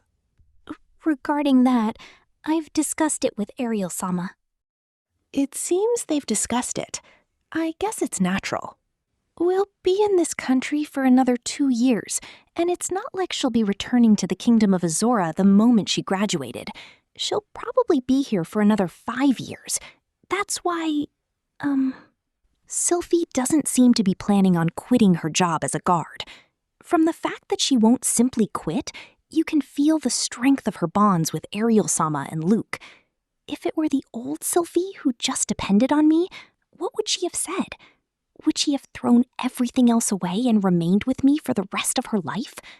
That would be nice in its own way, but sorry. Thinking about it, I'm being rude to you, aren't I? Even though you've bought us such a wonderful house, I won't really settle down because I'll be serving as Ariel-sama's guard. I'm not really qualified to be a bride like this, am I? With a melancholy expression, Sylphie lowered her gaze. That kind of idea isn't really strong here. It might be because the men and women in this world don't have a large difference in strength. Even saying that, you could say that it's still an ideal here that the men work and the women stay at home. I might really be no good, huh? 2 years of abstinence. Having regained my sexual desires, 3 years worth of white stuff erupted from me.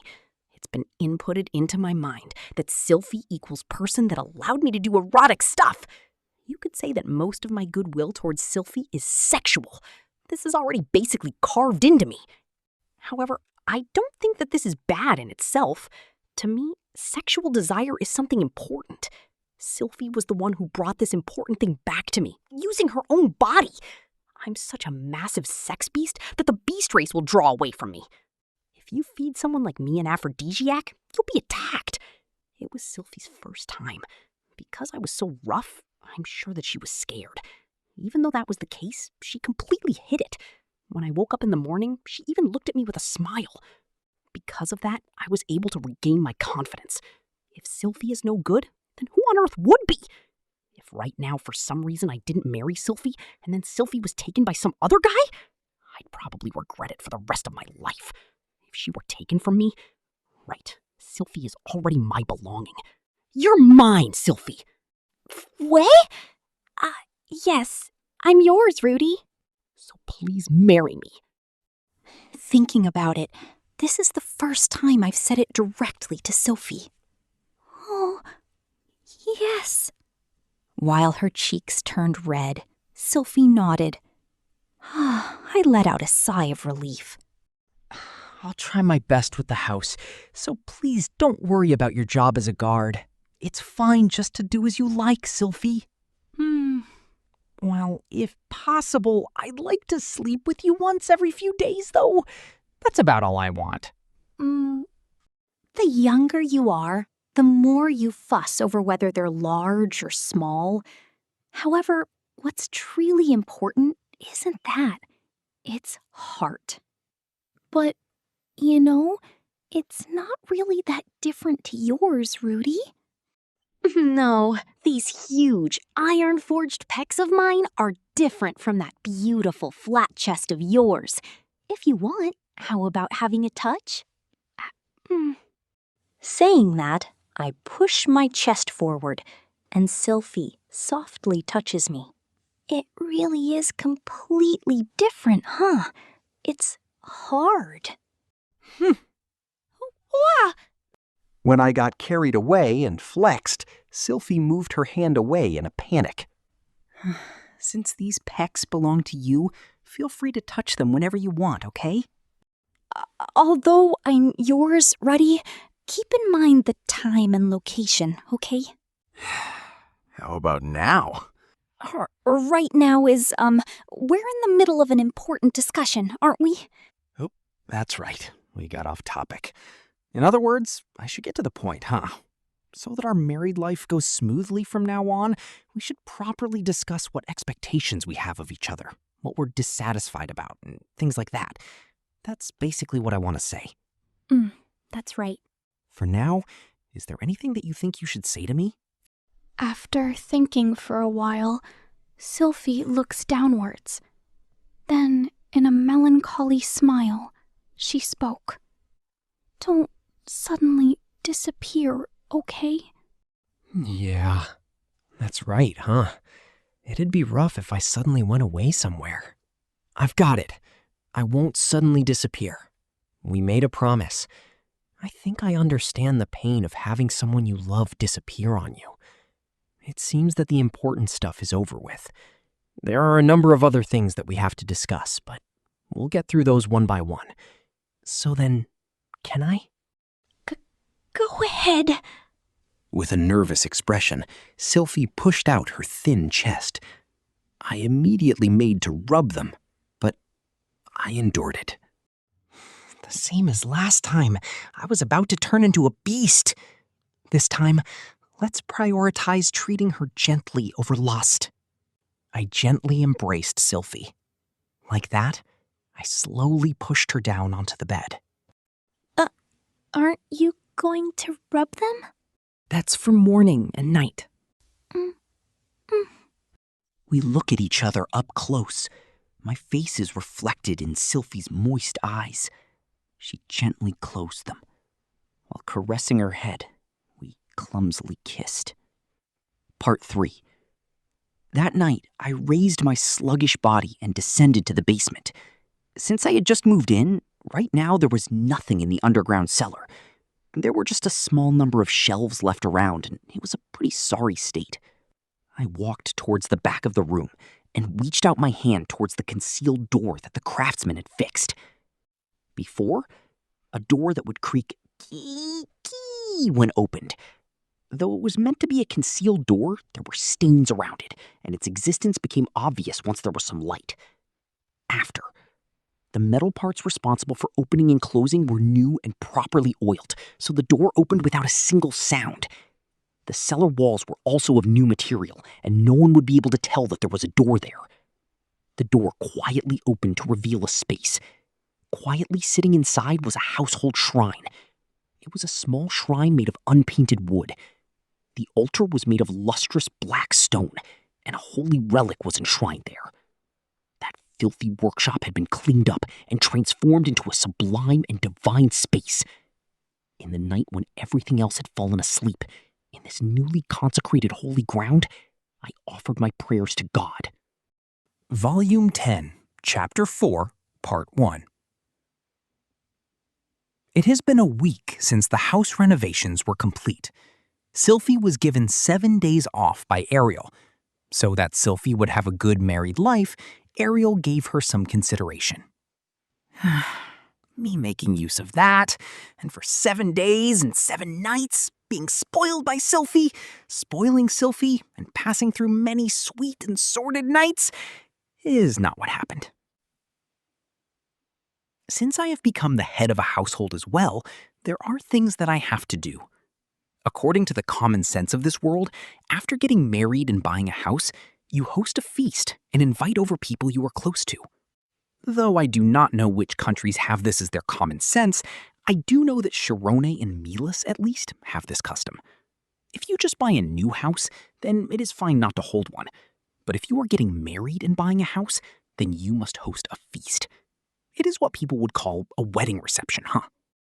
For now, let's invite our acquaintances and hold a party. Yes? In the living room, we are sitting on the sofa and facing each other, and our foreheads are close together. We are looking downwards at a list of the people we are going to invite to the party. There is also a piece of paper for arranging the seating arrangements. Still, we sure have a range of acquaintances. For me, it is Ellen Elise, Zenoba, Julie, Cliff, Renia, Porcina, Bodigadi. Also, I am wondering what I should do about Genus and Solded. For Sylphie, it is Ariel, Luke, and 2 others. Altogether, we have 11 people, give or take. If possible, I would have liked to have invited Paul and the others, but there is no helping it since they are not here. I had sent a letter about our marriage, but who knows when it will arrive. Royalty, beast race, demon race, slave, adventurer. There are some pretty foul-mouthed ones among them, so let's assume that problems will arise. Since Renia and Porcina still do not see Ariel in a very good light, we can expect that if they are face-to-face, a dangerous situation will arise. Were this a wedding in my previous life, then we could separate them and make sure they did not meet, but no matter how big our house may be, in the end it is still just a normal house. There is not even enough room to dance. You think so? アリエル様は以前悪い人をしない人だと思うけど。B だったとしても、空気が悪くなってみんなが帰りたいなんて言われちゃうのは困るな。それに困ったもの、2つのグループに分けて席を分けるか、アイソレートすればいいのか？でも、アリエル様にとってかなり有名な人たちや今後有望な人物が多いみたいだから、会うのは嬉しいですよね。頭の中にはモチベーション高めのアリエルが浮かぶ。結婚式の席はいいコンタクトのきっかけだから、ついでにいっぱいかっこいい男を出そうと思うかも。まあそういう彼女ではないけど、要するに特別生徒とのつながりを増やしたいってわけだ。アリエルも計算使いなんだな。それでアリエル様に責任を持ってもらうことにして、問題は席順序か。It seems that they cannot just sit wherever. Having said that, though, it is pretty hard to rank them in social importance, huh? At least Bodigadi is the most important as a Demon King incumbent, but below him are Ariel, Zenoba, Renia, and Porcina. As they are all royalty, they will all fuss over their appropriate seating. Cliff also seems like he will complain if he gets too low a seat, but he has undergone this kind of education. It might unexpectedly be fine. Moreover, as long as he is sitting next to Elinalise, he probably will not have any problems. Since Julie is a slave, she would be at the end of the table, but she would be pitiful if we separated her from Zenoba. She is still a child who isn't good with talking after all. Since she is my direct disciple, I wonder if I can make it work somehow. How high, socially, are Ariel-sama's attendants? They're middle-ranking nobles. Huh? Haven't we forgotten someone? While Sylphie was looking at her list, she suddenly said that. Being told that, I look at my list. A person I have forgotten. Who is it, I wonder? I do not think I have forgotten anyone, but... Goriade-san? Ah, I got it! It's Nanahoshi-san! We have to invite her, too! Realization. Being told this? I looked down at my list. Silent Seven Star's name really wasn't written there. I naturally forgot. Having said that, though, would she come, do you think? She'll definitely come. Should we invite her for now? Though I had no intention of leaving anyone out, she seemed like she wanted to completely shut out this world after all. No, that and not inviting her are different matters. I had better add her name to the list.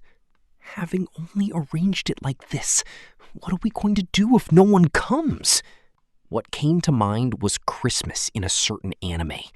Though they had happily prepared a huge cake, no one came and they went crazy. It was that kind of painful image. At the very least, Ariel-sama and Zanobu-kun will definitely come, you know? Sylphie's one line completely cast aside my anxiety. Ariel's party of 4 and my 2 disciples, Zanoba and Julie, I think that these 6 people would definitely come. In Zanoba's case, even if I did not invite him, he would probably show up on the day prostrating with limbs and forehead on the ground, congratulating me. After all, I think that Ariel-sama would like to deepen her bonds with you, Rudy. Also, Zanobu-kun probably understands that if he didn't come, your trust in him would collapse. So, Rudy, you're pretty mindful of these kind of things, huh? As if I am. I'm the type of guy that does not give a shit about the small things. I wonder if Rinia and Persena would really miss it. After all, those of the beast race will never refuse an invitation from a superior. Is that how it is? If for some reason they didn't come, it's fine just to teach the 2 of them a lesson again. It seems that the beast race do not think that much is excessive. Thinking back to the time in the Great Forest as well, when Gies was performing his dogeza, it might have been that from the perspective of the beast race, it was a situation where it would not have been odd for Ruijerd to go on a huge rampage. Even when hit by Eris, they did not say anything back, On the contrary, after I was quickly released, they still made light of me. Does that mean that at some point I was being treated as someone lower ranked? Well, I do not know how it really was, though. Well, since Cliff did tell me to call him as well, I wonder if he'll come. I kinda want Ellen Elise-san to come as well. Ellen Elise? I wonder if something happened. I've never really seen the 2 speaking, though. There's just something I'd like to ask her. It's nothing important, though. I wonder what it is. Could it be that she wants to ask if we have had sexual relations? With Ellen Elise at the very least, she won't hear anything even if she asks. Part 2. We've sort of got an idea on what to do now. Since there will be more than 10 people coming, suitable ingredients are required. For that reason, first of all, I'll need to go shopping. Sylphie and I head to the Commerce District, side by side. But before that, I was thinking of getting new clothes for you, Rudy. So suggested Sylphie. When I hear clothes, I look down at what I'm wearing. It's the usual gray-colored robe. Since it's daytime, there's no need for thicker clothing. You see, I like it when you wear robes, but as I thought, when you wear tattered robes like that, people are watching, right? Or could it be that you like those robes? I don't really pay attention to how I dress, and amongst adventurers, there are those who are in even crappier looking get-ups. That's why I never really worried about it. But if I'm dressed too shabbily, Sylphie's dignity will be at risk. It wouldn't be as bad when I'm alone, but I can't embarrass Sylphie. As the first robe I bought on the Demon Continent, I am sort of attached to it, but it really is a bit mangy, As for other clothes I have, it's basically just the fur vest. Because it doesn't look like something a magician would wear, I haven't worn it in a while. It's a little lacking in dignity to be worn next to Sylphie. After all, it looks just like something a mountain bandit would wear. Shall we go have a look at some clothing shops? I'll leave it up to your taste, Sylphie. Leave it to me. Where we arrived was an expensive-looking shop. It's a place I'd never go near were I alone. It's not a place I should be visiting wearing this robe. Sylphie had already donned her glasses and become Fitz. My, if it isn't Fitz, I've always been in your care. Because Sylphie often comes here, the shop owner gives a deep bow. In other words, Ariel-sama in Fitz's appearance often comes here. He's a purveyor of the Asura royal family. I wonder if I have enough money. How scary! Could you please show us your robes for magicians? Yes, it's this way. Though it may be rude of me, would it be fine if I asked about what you specialize in, sir? Yes. I guess water and earth, then? In that case, what do you think of this one? It's made from the skin of the rainforest lizard that lives in the Great Forest. It possesses extremely high resistance to water. The design is by Fogren. They're in charge of the designs for the Renoa royal family's magicians. If it's earth, then I think this would be good. It's made from the hide of the Begarito continent's big wom, and even in a sandstorm, you won't be hurt at all. The design is by the up-and-coming Floan. Floan is known for using their colors creatively, and though it looks like this, it's good for avoiding detection from monsters, so has a lot of practical use. The design does look like a camouflage robe. I wonder if it's just normal for high-end shops to mention the name of the design, too. I don't dislike camouflage, but this is a little off. If I was going to pick something like this, it'd be nicer to have a winter camouflage version, huh? So, Fitz-senpai, which do you think would be good? Let's see. Isn't this one kind of nice? It's similar to the clothes you're wearing now, Rudy. What she was holding in her hands was a robe that was a darker gray than my current one. What is this color called? Charcoal gray? There are more parts to it than my current robe.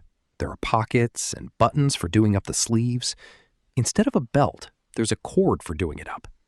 That one is produced from the hide of the Demon Continent's lucky rat. The design is by Kazura. They're known for having subdued designs, and are preferred by those who are a bit older. Mickey Mouse? Lucky Rat, sir. The Lucky Rat is a stronger variant of the Mackie Rat, and is a D-ranked monster.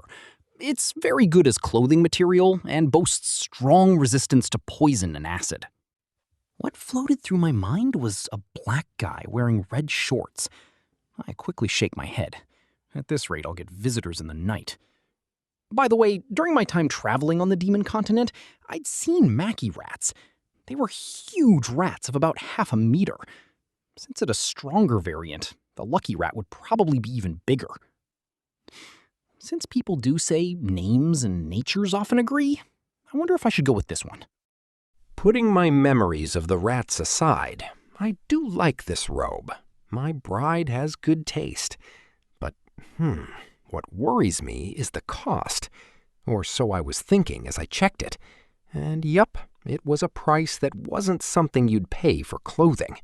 Wow, it really is expensive. Names and natures? Though it may be rude, may I ask for your name, sir? Yes. I'm Rudeus Greyrat. Goodness, you were a member of the Greyrat family? I do apologize. We've really been in Luke Sama's favor, so this time we'll give you a discount. Is this way of saying send Luke our regards? No, it's a bit different, huh? Is it more like we'll be in your care next time as well? At any rate, getting a discount is a good thing. Does Luke often come here? You should know as well, right, Fitz-sama? I meant besides the times he comes with me. Yes, he'll always come here with a different woman. While Sylphie was speaking with the shopkeeper, I was led away by a shop assistant and had my measurements taken. The one in the shop was just a sample in the end, and the size of the one I bought would be tailored to me. Using a measuring tape, I had my size checked by a female shop assistant. Since we have the materials, it'll be ready in approximately 3 days. If you leave us your address, we can deliver it to you. While both embarrassed and happy, we give them the address of our new home. After that, we go shopping for ingredients. First of all, we buy spices. After that, we buy things for preserving food. Thanks to the trade routes that Nanahoshi had established, oil is cheap to obtain, so we buy some. Vegetables that keep well, and frozen fish. We had left an order for meat and would come pick it up the day before. Sylphie, can you cook? お母さんand Lilia-san taught me, so I can do it just fine. But I wonder if it'll be to your tastes, Rudy. Even if it's ashes, I'll say that it's delicious. Ashes? Jeez, just who do you think I tried so hard to learn it for? She has good taste in clothing, and she completely learned how to cook as well. Speaking of which, she said she could do the laundry and cleaning as well, didn't she? Unlike her appearance, her women powers are surprisingly high, huh, this wife of mine? Because Sylphite-san is too ideal as a bride, I have become worried about whether or not I am suitable as a man.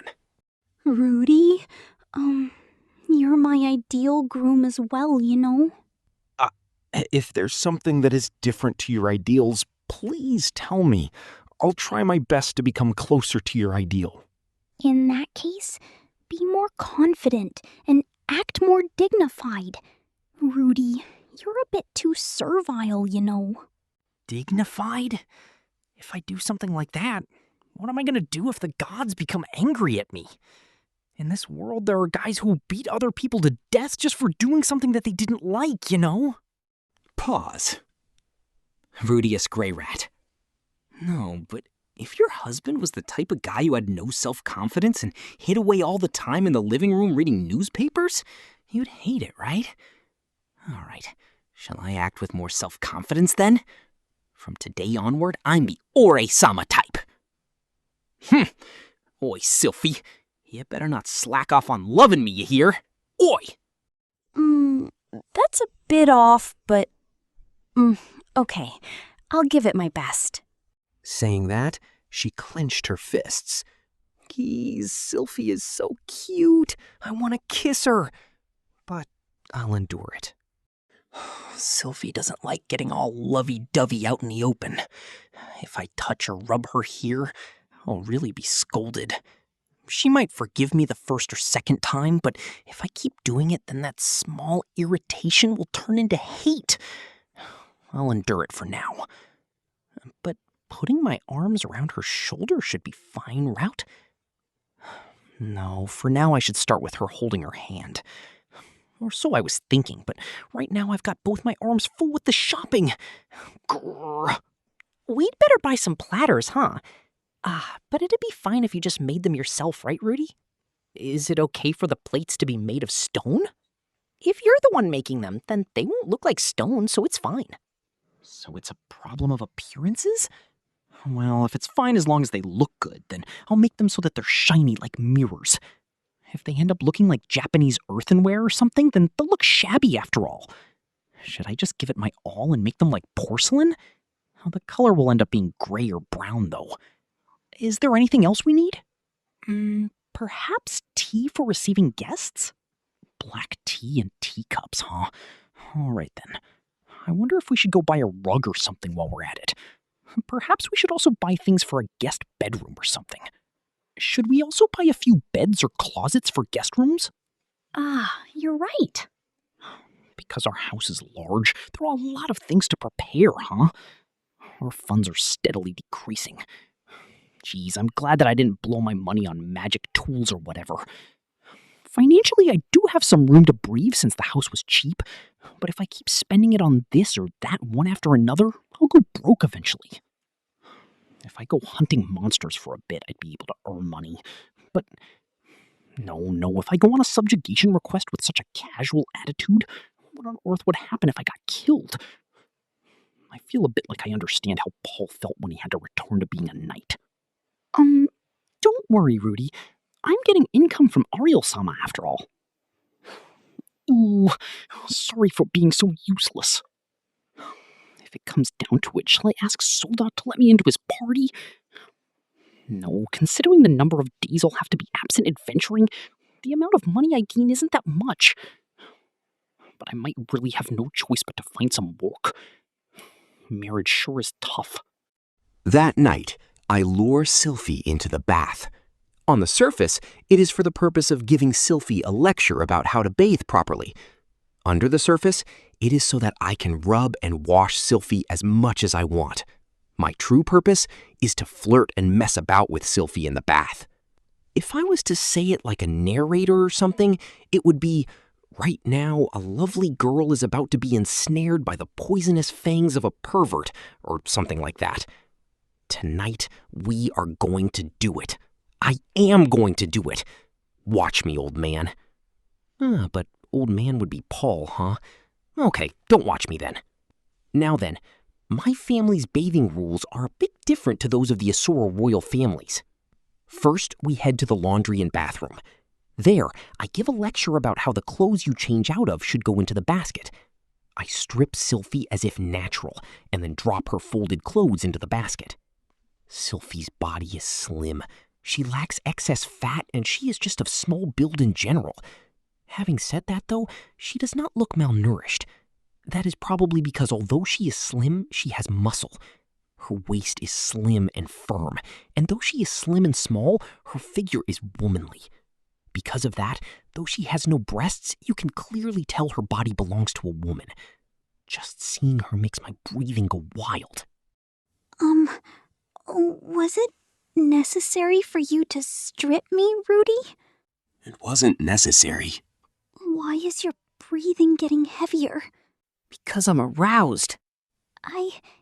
Is it necessary for you to get aroused when you get into the bath? It's not necessary. While answering each of Sylphie's questions promptly, I quickly strip as well and enter the bathroom. There is no shower nor mirror, but there is a bucket and stool. As a joke, I left the characters on the bucket. Before getting into the bath, pour warm water onto your shoulders. Sit on this chair and then clean your body with this soap. Hey, Rudy, why does this chair have a groove in the middle of it? Of course it's to make washing your body easier. While saying this, I wet a cloth with warm water and foam it with soap, and I clean Sylphie's body, behind her ears, the notch near her clavicle, her back, and anywhere else that is easy to get dirty. However, occasionally there are tender places that I cannot use a cloth on. There is a need to use my hand to clean her instead.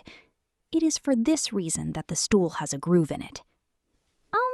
Rudy, you're for a while now, you haven't been using the cloth, and also only perverted places, and also you're kind of touching me there, but... Oops, excuse me. I was accidentally being too forward in my feelings. No good, no good. We don't have that kind of custom in our family. Rudy, if you can't hold on, then it's okay, you know? That's for after we finish bathing. Right now, the bath takes precedence. We are washing ourselves. Washing. Sylphie squeezed her eyes shut. How cute. Though I want to kiss her and push her down, I don't do so. It is fatal to even let my guard down for a moment. Whew. Bathing is seriously hell. Rudeus Greyrat. After wetting your hair with the warm water, apply some soap and lather. Rather than your hair, focus on cleaning your scalp where the hair grows. It's probably fine just to clean your head occasionally. Washing with soap will harm your hair after all. So I say, whilst cleaning her head. Sylphie's hair is short, so it is easy to wash. After you're done, rinse carefully with hot water. I create hot water with magic and wash Sylphie's hair. When I do, she starts to giggle. For some reason, this reminded me of when we first met. Speaking of which, I had also washed her with hot water, huh? Ah, man, how nostalgic. To think that the boy from that time would become my bride. Life sure is full of surprises. No, by the time I had known she was a girl for a year, I had basically decided to make her mine, huh? In that case, I guess it might be called having my wish granted. Now then, after having finished washing your body, next is the bath. It's easy to slip, so take care when entering. Sylphie did as I said and sank into the bath. Because we had taken our time enjoying mixed bathing, the water had become lukewarm. It's kind of like my arms and legs are melting. It feels so good. The temperature is just right. Good. Good. Now that I know the temperature is fine, I wash my body. I would have actually preferred to ask Sylphie to wash it for me, but I will endure for today. There is no need to do everything as well. Or more like, if she did that, I would definitely lose control. I am going to treat her as gently as possible. I still remember that the first time I had taken an aphrodisiac and ended up like a sex beast. I will not do that kind of rape-like stuff again. I suddenly noticed that Sylphie was staring at me. Though it seemed like she was watching to see how we were supposed to wash ourselves, it was somehow a little different. She seems to be interested in the parts she doesn't have. It is probably curiosity. After I finish washing, I soak myself in the bath. I do not forget to leave the cloth on my head. Now that I am soaking in here, I start to feel blood rushing towards my cold limbs. Baths are nice. It is the pinnacle of culture. By the way, it's no good to bring the washcloth from before into the bath. Why? It'll get the bath dirty. It is just for use in our house, and there are no bathhouses in this world, so it is fine even if you don't follow this rule, but, well, may as well. While I was thinking these things, Sylphie quietly came over and nestled against me. Grasping my hands, she placed her moist head against my shoulder. How long should we stay in here? Until it feels like you're warmed to the core. I put my arm around her shoulder and embrace her. When I did, Sylphie turned around and moved her body as though she were getting on top of me. Like that, we ended up touching each other face to face. Sylphie's chest is pressed up against mine. No good. It seems like I won't be able to endure it. Men endure and women love. It wouldn't be good to apply fluid behind her. This is pretty nice for some reason, huh? Looking down at Sylphie, I can see her slim body, her small butt, and her slender legs kicking at the surface of the water with a splash. My chest and my shoulders can feel her splashing. Sylphie is embracing me around the neck, like she's burying herself into me. Like that, she's patting and caressing me. Stroke me as much as you want. That's what I have this muscle for. Still, though I had thought back in the day that Sylphie would become a handsome man in the future, she's really outdone my expectations by growing into a lovely and beautiful girl. I wonder if this is the result of some kind of surefire bride-enhancing item. It is a situation where that beautiful girl is embracing me in the nude. It seems like we will lead to a conclusion that will end up blocking the drain. I reach out with my hand and caress Sylphie's back with a splash. I continue and caress her armpits and side. She is slim. Rudy, that tickles. Saying that, Sylphie begins to writhe about a little. The symbol of my lust has been pressing against her for a while now, but she hasn't voiced any complaints. Though she gets angry when we do stuff in the open, in these kinds of settings, as though giving up her body to me, her limbs don't carry much power. She entrusts herself to me. She looks at my eyes. I look into hers as well. Naturally, our gazes meet. With embarrassment, she laughs. Rudy, I really love you. Saying this, she kissed me on the cheek. No good! Wawa! I pick up Sylphie like a princess and abruptly get out of the bath. Though we're in the middle of bathing lessons, it's fine to end it here and teach her another time. While still soaking wet, I run up the stairs and head straight to our bedroom. Volume 10, Chapter 5, Part 1. Several days later. The Rudeus estate. The appointed day of the wedding reception. It was scheduled on a monthly holiday. The time was noon. Genus was showing restraint and Soldat was busy with a meeting, so he refused. It seems both were quite busy. I thought Bodygotti would be busy and not come as well, but His Majesty unexpectedly had spare time and declared his participation. Beyond that, 11 more people accepted the invitations. Right, even Nanahoshi accepted the invitation. Part 2. Sylphie was in high spirits since early morning. This sort of thing is the role of the wife, after all. Leave it to me. And since early morning, she's been going around preparing this and that. It seems when I wasn't looking, Sylphie learned cooking as well. It seems that she was taught generally everything that a wife needs to do. The spare rooms on the second floor as well were prepared for the sake of this day. Though I say that, we just brought in a simple bed, closet, table, chairs, and some water jugs for the sake of the worst case where anyone feels bad. While the preparations were steadily being made, the first ones to appear were Rinia and Persina. It was about 2 hours before the appointed time. I wondered if these fellows mistook the time. In our common sense, the fastest one to the celebration place gets the prey, nya. Right, Nano. We came to be number 1. It's proof of our devotion to Boss, Nano. They came along carrying a large wild boar with them. In the case of the beast race, at times when they plan to attend a marriage, it seems common for them to get up early in the morning and then bring the ingredients they capture then. The earlier they get up and return to the place itself shows the scale of respect for the other side, it seems. When I asked what they do if they can't capture anything, it seems in that case they intended to buy something in the market. I guess it's that kind of thing. Their attire is the Magic University uniform. I was the one that decided on this. There's an intense difference in wealth between the invitees. If any of them puts too much fighting spirit into their appearance, the others might feel left out. Luckily, as it is, all of those attending have a uniform. No, since only Julie doesn't have one, a new one was bought for her, though. For the period before dining starts, the two were relaxing in the living room.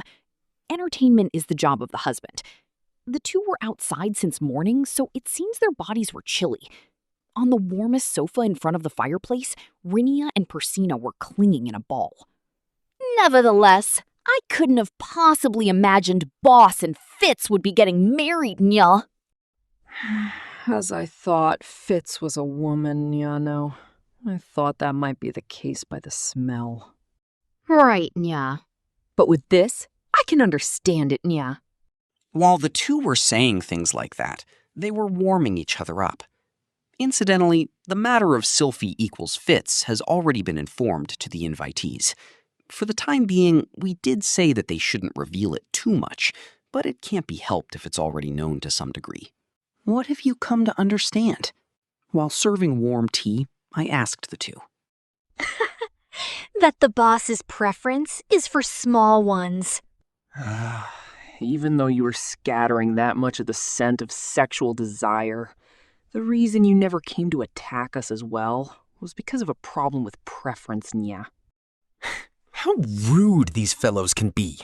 It almost makes it sound like I'm a hentai that goes around indiscriminately attacking women. Really, what rude fellows. How about I grope you? While thinking as such, not even a burp will come out. Just yesterday, I completely left Sylphie drenched.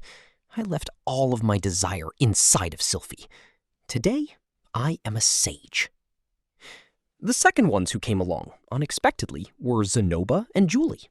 1 hour before the start. So hesitant. Excuse me.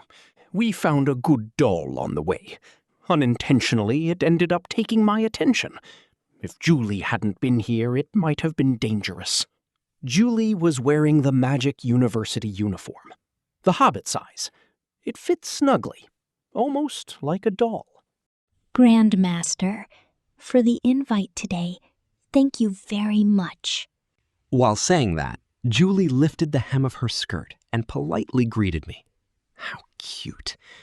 After glancing at Zenoba, He was lowering his head as well. Just like that, with a humble tone, he said it. Ho ho! Teacher Rudeus Greyrat, I'm grateful for the invitation to the celebration. Oh, Zenoba is being normal. That's right. This guy, it's not like he can't particularly greet properly, right? All right, here I'll learn from it and do it seriously as well. Your Highness Zenoba, for today. Shisho, there's no need to humble yourself for me. It's just a matter of formality. Shisho the same as always. I'd prefer if you treat me carelessly. I see. Then rest in the room over there. Wow, wow, wow! Understood. Now, Julie, let's go.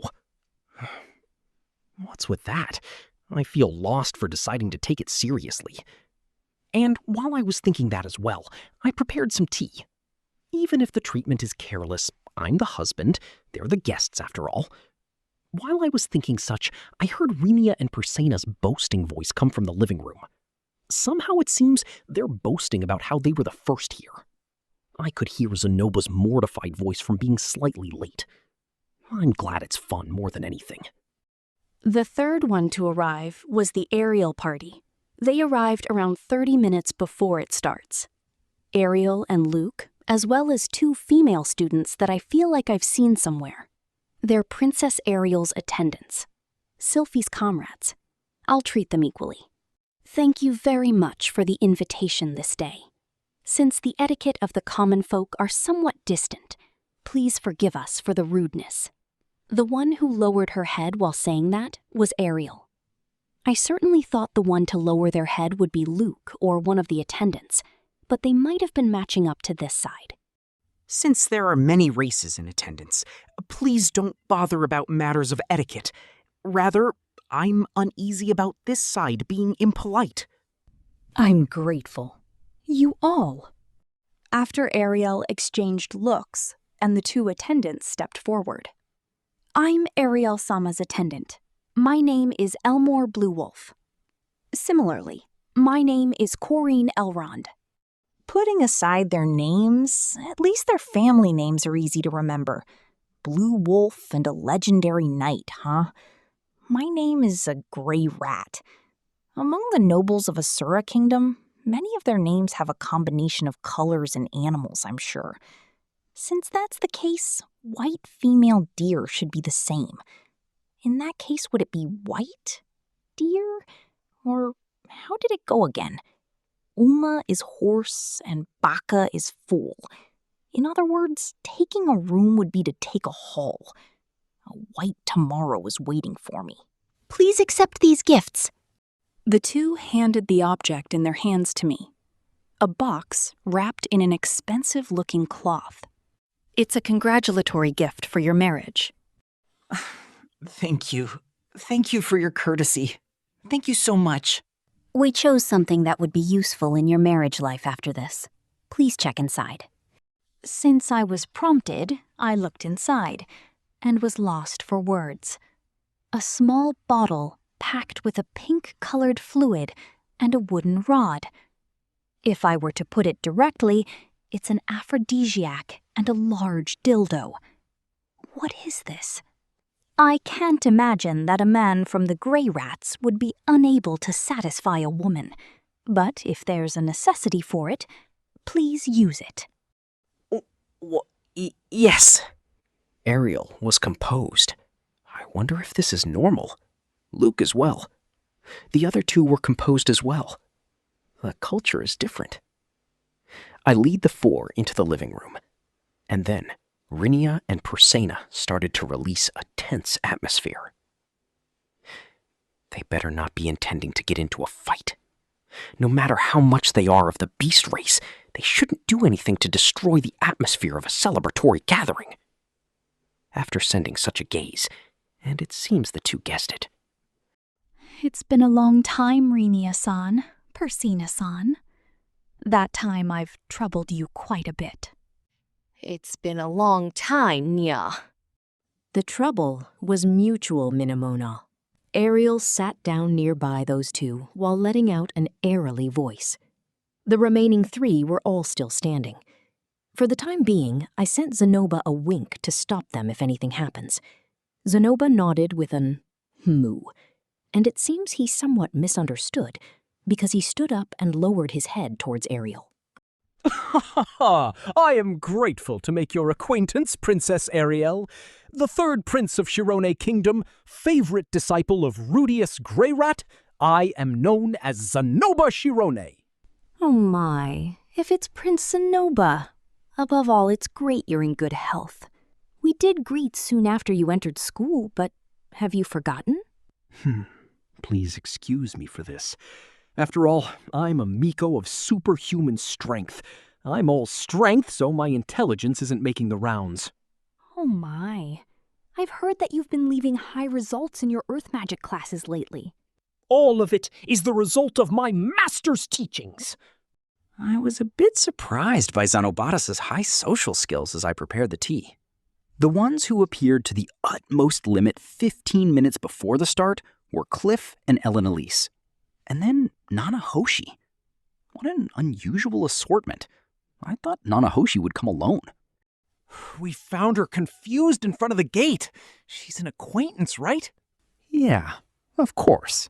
She's Silent Seven Star-san. After saying that, Cliff looked at her with a startled face. Somehow, it seems that Cliff has never seen her. I see. You're that silent. I'm Cliff. I'm sure you've at least heard the name before. Yeah, I've heard the name. Just the name, that is. They say you're a genius. I'm silent. A forced monotone exchange. An intense sensation of pretending to know. Probably she doesn't know a single thing about Cliff. Cliff seems to be in good humor, though, so I'm not going to say anything. It's good to make your acquaintance. I'm Alinalise Dragonroad. That's a lovely mask, isn't it?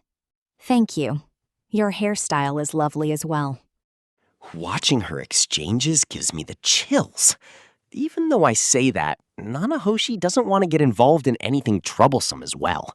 I'm sure she won't swallow any poison. Honestly, I never thought Nana Hoshi would come. Just in case I passed her an invitation and she accepted that. However, at that point in time, she never said she would go. She just said that with an emotionless voice. Getting married. You really intend to live on this side, don't you? How unusual for you to leave that room. You invited me, right? I guess so. Well, take it easy for today.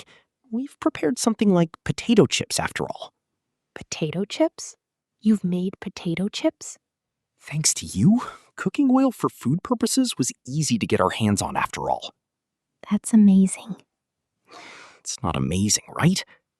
They're just potatoes that have been cut thinly, fried in oil, and salted. Since the oil, salt, and potatoes are all different, the flavor is also a bit different from our previous world. In that case, please excuse me. Elise took along Cliff and Nana Hoshi and broke into the living room. There was no hesitation in those footsteps. Her social status, being an adventurer, would be the second from the bottom, only above Julie. But it seems she's not the type to be bothered over that. If the race is different, then social status is something that doesn't really matter, I guess. The two who entered the living room were the same as always. Cliff started with a loud voice and made the atmosphere worse, and Elise followed through with that. It's not like Cliff had any ill intent, but he always does a good job at saying things to throw water on the situation. Nana Hoshi was fundamentally remaining silent, but if someone went to talk to her, she would reply. She would converse as well. I thought she was a communication-impaired hikikomori, but it seems that's not the case. After a short while, Sylphie came to report that the preparations were complete. Now then, all that's left is just Bodigadi. If he comes too late, the cooking will get cold. And just as I was starting to worry over it, Elise opened her mouth. There's no way Bodigadi will come on time. For people who live in denominations of thousands of years, time is loose. It's better to think he'll end up showing a month late. With those words, we decided to start the dinner as scheduled. Sorry about that, Body. Part 3. The meal we had assembled in the dining room was using a buffet method. After worrying about the seating order, in the end we just completely brushed aside the seats. Luckily, even including the table, it's a wide room with enough space to walk around. In case someone gets tired as well, there are chairs left prepared at the end of the room as well. The cooking is intended as easy-to-eat things for a buffet. For the time being, I distribute alcohol cups to everyone. Since Nanahoshi declined the alcohol, I gave her fruit juice. It seems to have become that I would make the toast. Lined up with Sylphie, I stepped forward. The gazes were gathering. 11 people's gazes. They're by no means unpleasant looks, but somehow it makes me a bit tense. I had prepared a sort of cue card, though, and Sylphie was tightly holding my hand. After looking at her face, she was smiling at me with a shy face. She was saying in a whisper to give it my best. I want to pull her into the bedroom right now. Oh my, Rudeus. Your face is bright red. Lies, be quiet. Ellen Elise was laughing, and unusually, Cliff was reading the mood. All right. Thank you, everyone, for gathering together today, even though I'm sure everyone is quite busy. I declare it once more formally. I, Rudeus, and this... Oh, there I enter with a bang! I felt like my heart jumped out of my mouth. After turning around, that guy was there. A black body and tall height, with 6 arms tightly packed into his uniform. The immortal Demon King Bodygotti has come out with a bang. He came in from the door connected to the kitchen. Everyone was lost for words. That imposing and majestic attitude. Even Cliff swallowed his words. I didn't know what would be good to say as well. With that timing, isn't it almost like Bodygotti and I are getting married? Bodygotti, you're late. However, Bodygotti goes where the wind blows. Certainly I'm late. However, in regards to my race, on the occasion of a meeting between royalty, it's already decided that you enter with a timing to pull a nerve and stir things up. That's a lie, right? It's not a lie. Since it's something that Kishirika decided on a whim, I think it's foolish as well, though. Even though you think it's foolish, you still do it, huh? What a random guy. That's why you've been defeated by the human race over and over. For your sake, I especially went out of the way to pitch in and help. I circled around to the rear entrance. I took the time to enter from the back. It's fine for you to feel grateful. So he especially went out of his way to circle around.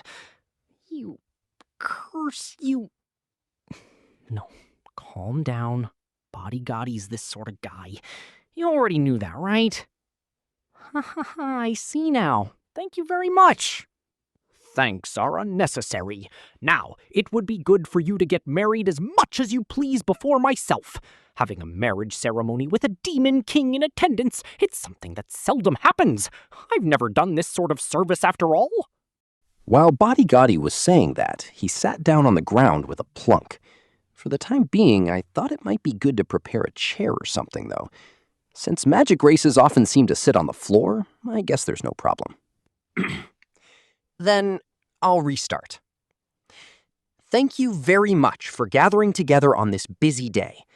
Once again, I'll formally declare, I, Rudeus Greyrat, and this Sylphiette are getting married. Since we're both still inexperienced, I think there are some points we could be lacking, but I'd like for us to help each other and lend a hand in our lives there. Yeah. The 12 of you gathered here in these past few years are people who especially helped us out personally. The days we met and the superficial points are there, but strangely, I feel that you all match well with us, and I feel you are all friends. During times of trouble, I will become the strength of my friends. If there's a time when you're mutually in dispute, please remember our faces. I'd like for you to let things be water under the bridge, for us to save face. No good. This is a bit too stiff, isn't it? Everyone is making complicated faces. I wonder if I made a mistake with my words. All right, cheers to the future of the young two! Oh, that's right. Just like that. All right. Well, what the... Sylphie and I can manage things as we go along. If anything happens, please lend us your power. Please treat us well. All right, cheers to the future of the young two! Before one knows, Bodigadi is holding up a sake cup. Matching up together with that, everyone raised their cups. The meal started with a bit of alcohol being spilled. Part 4. Persona went straight to stretching her hand towards the meat. It's the boar meat that's been giving off steam since a while ago. I wonder if it's a custom of the beast race to be the first to eat the prey you caught yourself. No, that's wrong. Rinia has taken up position in front of the fireplace while eating the karage look-alike, the fried chicken. Nanahoshi took the entire plate of potato chips and withdrew to the edge of the room to start crunching away at them. Julie suddenly sat down next to her. Nanahoshi was startled. Julie started eating the potato chips with an attitude of, "Please don't mind me." The other day we had Julie taste test the potato chips. I'm sure she's been aiming for them since that time. Nanahoshi and Julie. An amusing atmosphere is floating around. Being called by that atmosphere, Bodigadi dropped by. In a panic, Nanahoshi got the rings out of her pocket. Nanahoshi, you idiot. Even though you say you don't want to get involved with anyone, you try to start with the gluttony. Julie is fine, though Zenoba is occasionally flashing glances towards her. I wonder what he's hesitating over. And just as I was thinking that, somehow it seems he was waiting for Ariel to move. Leading the other three, Ariel came over to Sylphie and I. Sylphie, congratulations. Ariel-sama, thank you very much. Sylphie lowered her head towards Ariel with her usual shy smile. Ariel, princess! How does he and this house compare to Sylphie's dreams? Somehow, it's more amazing than my dreams. This house has a bath as well. Oh, having a bath on the individual level isn't common even in Asura. How enviable. Sylphie, since that's the case, it would be fine to take a break from guarding for about a year or so? That is, at the time when a child is made. Ariel was giggling with a smile. After that, Luke and the two attendants as well were talking about this and that with Sylphie. I only just found out the names of the attendants, but it seems they have a deep bond with Sylphie. So intimate that the Blue Wolf girl was brought to tears. How do I put it? It's almost like a separation party for a high school track and field club. That kind of image.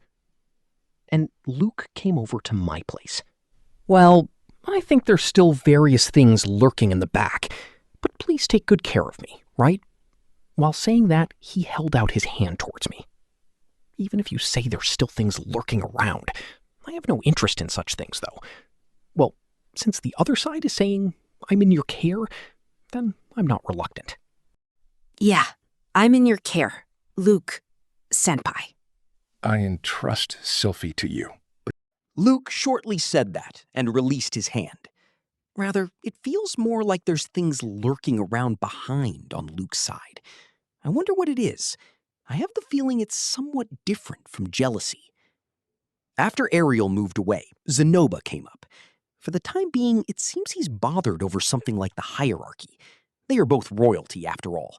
I guess he feels things in that area need to be done properly. Zenoba was already chased aside by the uncaring king foolishness of his children. It was a foundation figure and organization for his whole life. I'm here to say it once again, Shisho. Congratulations on your marriage. Thank you, Zenoba. Zenoba faced Sylphie and lowered his head. Madam, honestly, I thought you were a man.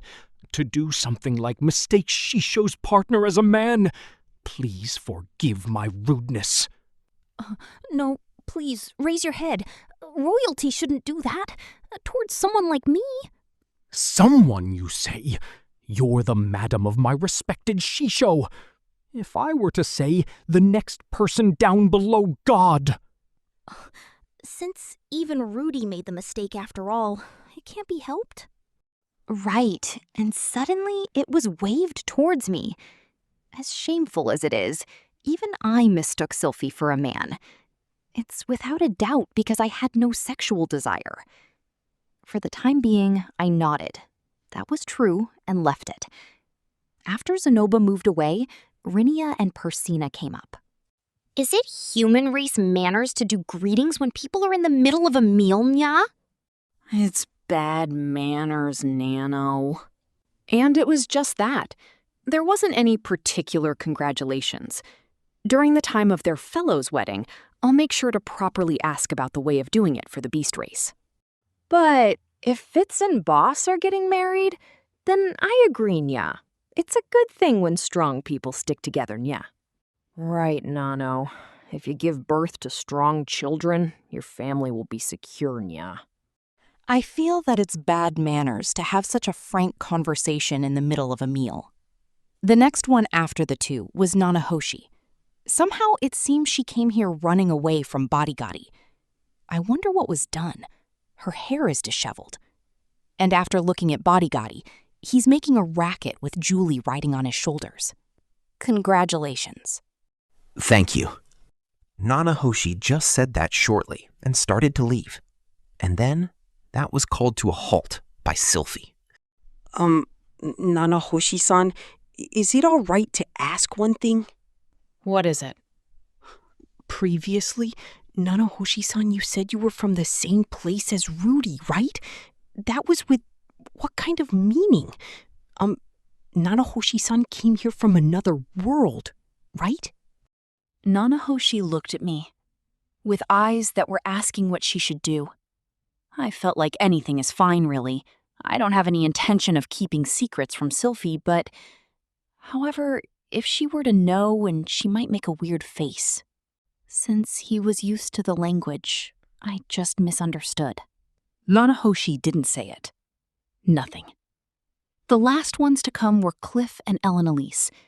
After lining us up, Cliff held something like a cross with one hand and cut us off and stated something like a simple chant. Cool as you are. You two aren't Millis believers, so this is the only blessing I can do. I'll just go with accepting the sentiment. My god is tolerant, so she shouldn't get angry. Although I'm a Japanese, we celebrate Christmas, but it's an ordinary occurrence not to carry out Mass. We're a race of people where the majority of people haven't even read the original text, even though we really like names like Michael and Gabriel. Now, I have a God I believe in, but I have no intention of minding the blessings of other denominations. Rudeus, it's great, isn't it, that it's cured? That's right. Even up until now, I never actually informed her that I completely cured my ED. If you had informed me about it a bit faster, it would have been very well, you know?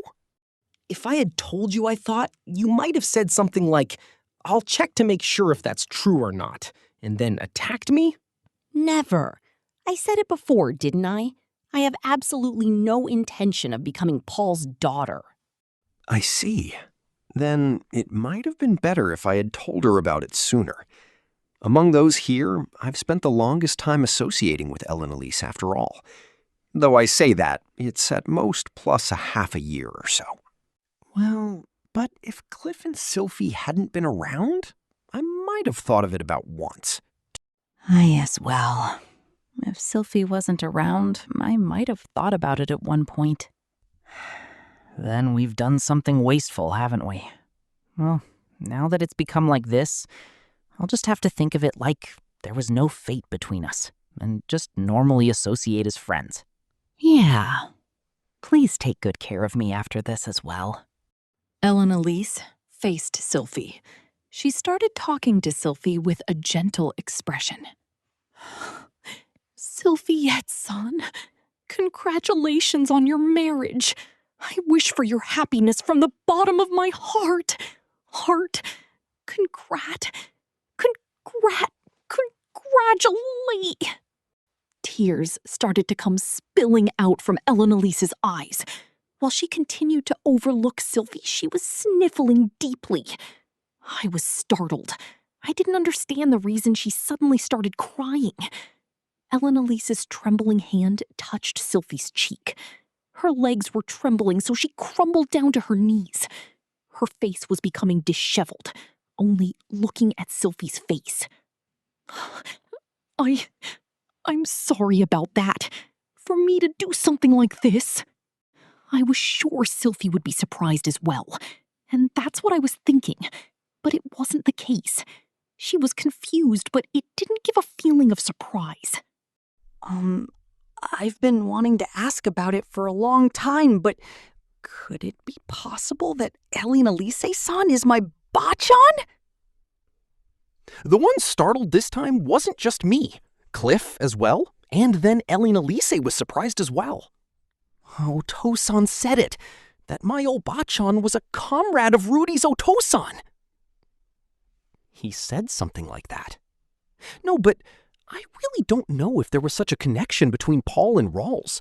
He did say he got along well together with Rawls in the middle of guarding the village, though. While they were in the middle of talking, it might have come out that they actually had a relation through Ellen Elise. Such things happening are a possibility. The world is small. Come to think of it, the woodcraft pendant Sylphie made and gave to me, and the pendant attached to the grip of Ellen Elise's sword are the same, aren't they? After hearing it said, their looks are somewhat similar as well. Ellen Elise-san, as I thought, that's true, right? That's wrong! Your Oba-sama can't be this! Oto-san said it. Because of Obachan, they were chased out of the great forest, and they were against his marriage with Oka-san as well. Since she might be feeling down over something like that, if I were to ever meet her, she might be trying to hide her identity. To think Ellen Elise and Rawls had such a past. No, but I feel like I understand the reason they were opposed. Even I hesitated considerably at the time when I introduced Cliff to Ellen Elise. If your own daughter were with the son of such a woman, I'm sure there are parents who would oppose it. Ellen Elise raised the sobbing and cried. It seemed she tried to say something, but it wouldn't turn into words. Sylphie as well thought she said something wrong and started to get a bit nervous. Cliff senpai. I called out to Cliff. Cliff as well, his eyes had become black and white. What is it? Please help Ellen Elise-san rest in a relevant room on the second floor. That's right, I guess. I understand. Sylphie as well? We'll leave that conversation for later. For now, it would be better to calm down? Yes. Ellen Elise's hand was pulled by Cliff and looked at me with frightened eyes. Rudeus, I am like this, but that is, Rawls was a normal child. Of course, his child Sylphie as well. That's why... Therefore what? Do you think I'm looking at you with eyes of prejudice now? She has no faith in me. Well, recently here, I have been avoiding Ellen Elise after all. In that area, there might have been an accumulation of various misunderstandings. I brought my mouth close to Ellen Elise's ear. Please don't worry. I won't separate from Sylphie because of Ellen Elise-san. But... Rather than that, shouldn't you worry more about becoming relatives with Paul, who you really hate? Rudeus, you... At a time like this, you sure say amusing things, don't you? Ellen Elise laughed freely. For the present time, it's some relief. In any case, I'm sure it'll be better when we're a bit more calmed down. In regards to that matter, afterwards, please take your time talking together with Sylphie about it. Yeah, I'm grateful for your care. Led by Cliff, Ellen Elise withdrew.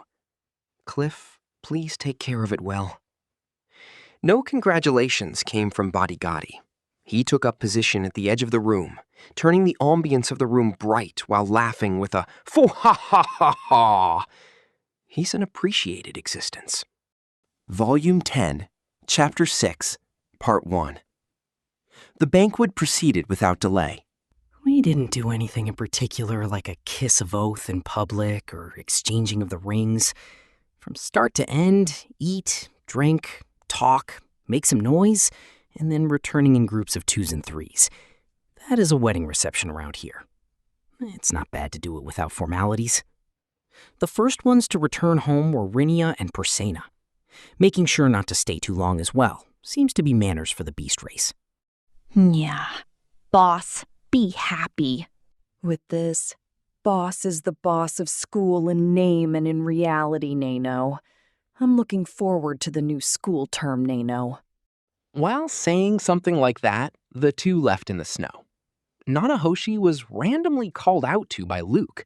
It was mostly hitting on her, but it seems Luke didn't openly try to lure in her as well. He started to progressively bring out topics Nanahoshi might have interest in, like cooking and clothes. Talking about topics the partner likes with a tone of voice they like. Well, there was a bit of slippage, though. However, I can learn from this. I don't have any intention of using the things I learn, though. In contrast, Nanahoshi was openly fed up with it. She looked at Luke like he was extremely annoying and let out an extremely annoyed sigh. In the end, she stood up to go to the toilet, like she was escaping. And then soon after she came back from the toilet, she came up to me with just a bit of an agitated expression. It's about time I take my leave. That guy is annoying as well. I see. Good work. Thank you very much for today. Again, I'll be depending on you starting tomorrow. And then... And then? Somehow, it seems while she was in the toilet, she took a look at our bath. If it's a Japanese, then they'll yearn for the bath as well. Her name is Shizuka-chan as well, after all. As I thought, it's fine. No, it's a joke, you know? A joke. Please come whenever you want. Nanahoshi nodded and was going to return. The sun still hasn't set, but I wonder if a single woman will be all right. I guess since she came this far alone, she also has magic items for self-defense purposes, so it should be fine. Karine, please see Silent-sama back. Yes, Hime-sama. And just as I was hesitating, Ariel called out to one of her attendants. As expected of Charisma, her attention to detail is well made. Just Nanahoshi stubbornly refused that proposal and returned alone. Bodigadi, Zenoba, and Ariel were mixing alcohol in as they had a fun conversation. Just in case, for the sake of the drinker body, I had intended to prepare a considerable amount of alcohol. I had bought 3 barrels of it and placed it in the basement. Those barrels ended up being barrels in the sky in no time at all. I thought there would be a necessity to buy more, but before that, Zenoba passed out drunk. Ho, ho, ho! How weak for one known as a Miko! No, I have no excuses. I seem to have taken the entertainment a bit too far. Rudeus, are you all right? Julie supported the staggering Zenoba with her small body. Wouldn't it be better for you to take a rest in one of the rooms? It seems Ariel hasn't had all that much to drink. I wonder if it's a lady's prudence in order to not become too intoxicated as well. Nevertheless, all of Ariel's actions sure are refined. From the way she tilts her cup, all the way to her laughing manner. It just looks like she's managing her nerves. I guess this is the complete form of Asura Kingdom's manners etiquette. No, passing time in Shisho's house drunk and sick would be a shame, as both a disciple and also as Shironi royalty. It's regretful, but I'll take my leave here while I can still walk. Then I will return as well. Princess of Ashura, stay in good health. Yes, Your Highness as well stay in good health. Ha ha ha! I cannot be stopped by injury or illness. It seems Body Gotti is returning as well. I thought he would stay until the end of the banquet, though. It's unexpected. While I was thanking the two, I saw them off to the entrance. The wedding reception is already nearing its finish. Ariel and the others as well started preparations to return. During those preparations, I decided to go check in on the situation with Ellen Elise. After going up to the second floor and peeking into the guest room, there Cliff was giving Ellen Elise a lap pillow. It seems consolation time has already ended and they've started flirting time. Somehow that's nice. Later I'll do a lap pillow with Sylphie as well. Cliff-san, I'd like to talk with Oba-chan. Ellen Elise-san, but is that okay? I heard Sylphie ask that with a timid feeling from behind me. Cliff sent me a look with his face like he was seeking help. He raised up Ellen Elise's body and then made a small nod facing me. I nodded as well. After Cliff saw that, he stood up and left the room. Thank you, Rudy. Sylphie made a soft smile and entered inside the room. Together with Cliff, I proceeded downstairs. Cliff was making an uneasy face. Those two. I wonder if it'll be all right? If it's no good, then it's fine for us to follow through later. And while saying that, we arrived downstairs. Part 3. Ariel and the others' preparations for leaving were just ending as we got downstairs. The two attendants were putting a coat on Ariel. When Ariel realized I was there, she drew back her chin a bit. Rudeus-sama, thank you very much for today. After hearing their master's words, the three subordinates deeply bowed. Just like a Japanese, I was about to lower my head as well. But in this case, wouldn't it be better not to lower my head?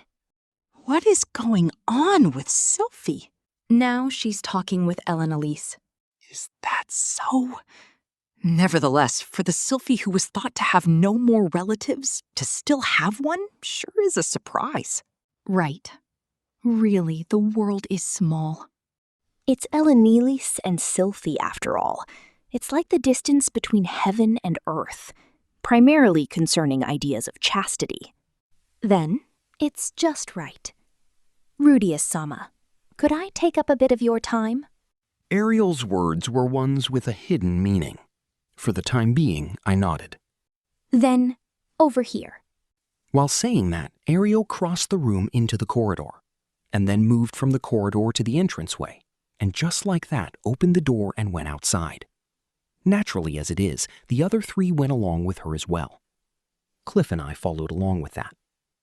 Outside, the sun was setting, and it was starting to get dark. Ahead of the entranceway, on a road with snow piling up and few people, Ariel came to a stop, and then turned around and said it. Rudeus-sama, I know this is rude, but could I request a duel with Luke? Without magic. A match between swords. That's a sudden suggestion. Without replying, I kept silent. After looking at Luke, he was putting his hand on the sword at his waist with a composed face. Somehow, it seems it's not something Ariel decided suddenly. For the time being, would it be all right for me to ask the reason? Just a bit of playing around. Playing around, is it? However, what Luke took out was a real sword. It was a double-edged sword. Since it's playing around, he's going to strike with the back of the sword. Such reasons really can't pass. At least, can't I prepare some wooden swords? I don't hold a real sword. Alia Lanome Azura. I don't mind if you prepare a weapon with magic. Rudeus Greyrat? Without magic? Alia Lanome Azura. Something to that degree I don't mind. For the time being, I create a stone sword with earth magic. I created it somewhat sturdy, but that part makes it a bit heavy. Just in case, I swing the sword every day, so it's not as if I can't swing it. However, even with this, if it hits the wrong place, you can die. At least, it's not something good for hitting your opponent with for play. Please feel relieved. This is something Luke proposed. I don't mind if Rudeus-sama beats Luke down with all of his power. Without magic, I'm at an ordinary person's level. It isn't limited to just beating down Luke. Just for reference, Luke has learned up to intermediate level with the Sword God style, and elementary level with the Water God style. The sword is a magic item endowed with magic power that will lightly cut through an iron shield. The shoes are the same as the ones Sylphie wears. They increase the user's speed. This mantle maintains the temperature within. The gloves boost strength. Underneath his uniform, a specific type of clothing that is strong against blades is being worn. That is amazing. Isn't it great he's in full sturdy Ikemen equipment? In order to assemble all of the parts, even if I sold my reformed house, it probably wouldn't be enough. Since it comes down to that, I wonder if there's the possibility that I'll be beaten down by Luke. I can't say that possibility doesn't exist, but if you feel the danger of death, at that point it's fine if you use magic. I'll be praying that using it just before I don't get cut in half, though. However, I wonder why they're making this sort of proposal. If either of us dies in this sort of place, we have nothing to gain from it, right? Before that, I'd like to hear the reason. Did I do something to bother you? No, it's just playing around. Of course, it's fine for you to reject it as well. Whether I receive it or turn it down, if you don't properly explain the reason to me, I'll be troubled. Even with this stone sword, if it hits the wrong spot, a person can die, you know? Luke has already made his resolve for that as well. I haven't made that resolve, though. Ariel's voice has some kind of tragic sound mixed in with it. I wonder what will come out from this kind of match. I don't know. They won't give me an answer. Rudeus, I'm begging you, accept it. If you're a man as well, you understand, right? Luke's words. He came out, if you're a man. What cowardly words. It seems I'm not a man if I don't know the reason. Is it fine? It's not like he's asking for a serious fight to the death, after all. I understand. Please take it easy on me. But for the time being, I'll just use my demon eye. I don't want to die or kill someone on accident, after all. I'm grateful you're accepting our proposal. I can't see the intention, but with Ariel's voice, Luke prepared himself. Seeing that, I heard Cliff's confused voice call out from behind. Hey, Rudeus, is it fine? Yeah, Cliff-senpai. If you think it seriously looks dangerous, I'll be depending on you to immediately use healing magic. Yeah, I get that, but... I slowly prepared myself with the stone sword as well. The distance is about 3 steps, I'd say. Each step about 1 blade. It's close to the distance I often use as an assumption. Then, is it fine? Yes. With my words, Ariel let out a sharp voice. Start. Luke's shout, he kicked off from the ground. The snow scatters. Luke's body is accelerating straight towards me. Slow. No, I'm sure it's by no means slow. About the same level as Rinia. But it's not up to the level I usually train based on. Orsted, it goes without saying. It's still far from comparing to Rudeus and Eris. Only this much while using equipment, huh? While Yuke is closing in, he swings the sword diagonally downwards. His sword is slow. No, it's by no means slow, I'm sure. It's not like he's depending too much on the equipment as well. However, it's still far from the speed I usually act within the assumption of. I aim at Luke's forearm. Sword God style. First move, arm drop. It's a technique I learned far in the past. It's a formal movement that I've repeated any number of thousands, any number of tens of thousands of times. Gah! My stone sword heavily lands. It strikes Luke's arm on the first hit. His sword falls and stands thrust into the snow. Not yet! No, it's over. Immediately, Luke goes to pick up his sword with his left hand. I hinder that action by kicking away Luke's chest. Luke rolls on top of the snow. I thrust the stone sword at him as Luke attempts to get up. That's enough. With Ariel's voice, the duel ends. Damn it. Luke was hitting the ground with his broken arm. And then, he let out a groaning voice and held his arm. Arumina, use healing magic. After hearing Ariel's voice, one of the attendants rushes over to Luke. While wrapping up the broken arm with her voluptuous chest, she casts healing magic. Amazing! I heard Cliff's admiration from behind. Cliff isn't all that good with close-range matches, so I'm sure he wouldn't understand. Honestly, that fight just now was low level. Swordsmen and warriors above my level are all over the place. That Soldat and Ellen Elise are the same. I wouldn't be able to win against those guys without magic and my demon eye, I'm sure. Luke is normal. He's a normal swordsman. If I hadn't used the demon eye, it probably would have lasted a few attacks. But just as Ariel said, he's not an opponent I would lose against. Huh? Luke-senpai, are you all right? I'm all right. After hearing Luke's calm reply, I threw away the stone sword. The stone sword sank into the snow. I would be saved if you could explain the reason to me in a bit more detail. Dismissive. It's nothing too important. Just Luke had some feelings about it. The spirit of a man, I guess. The spirit of a man?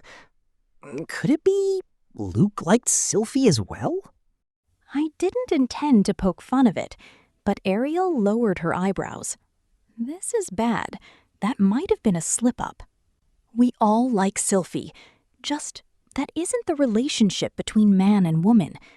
Precisely because we are allies who have gone through life and death together, we each have our own feelings about it. Yes, I'm sorry about that.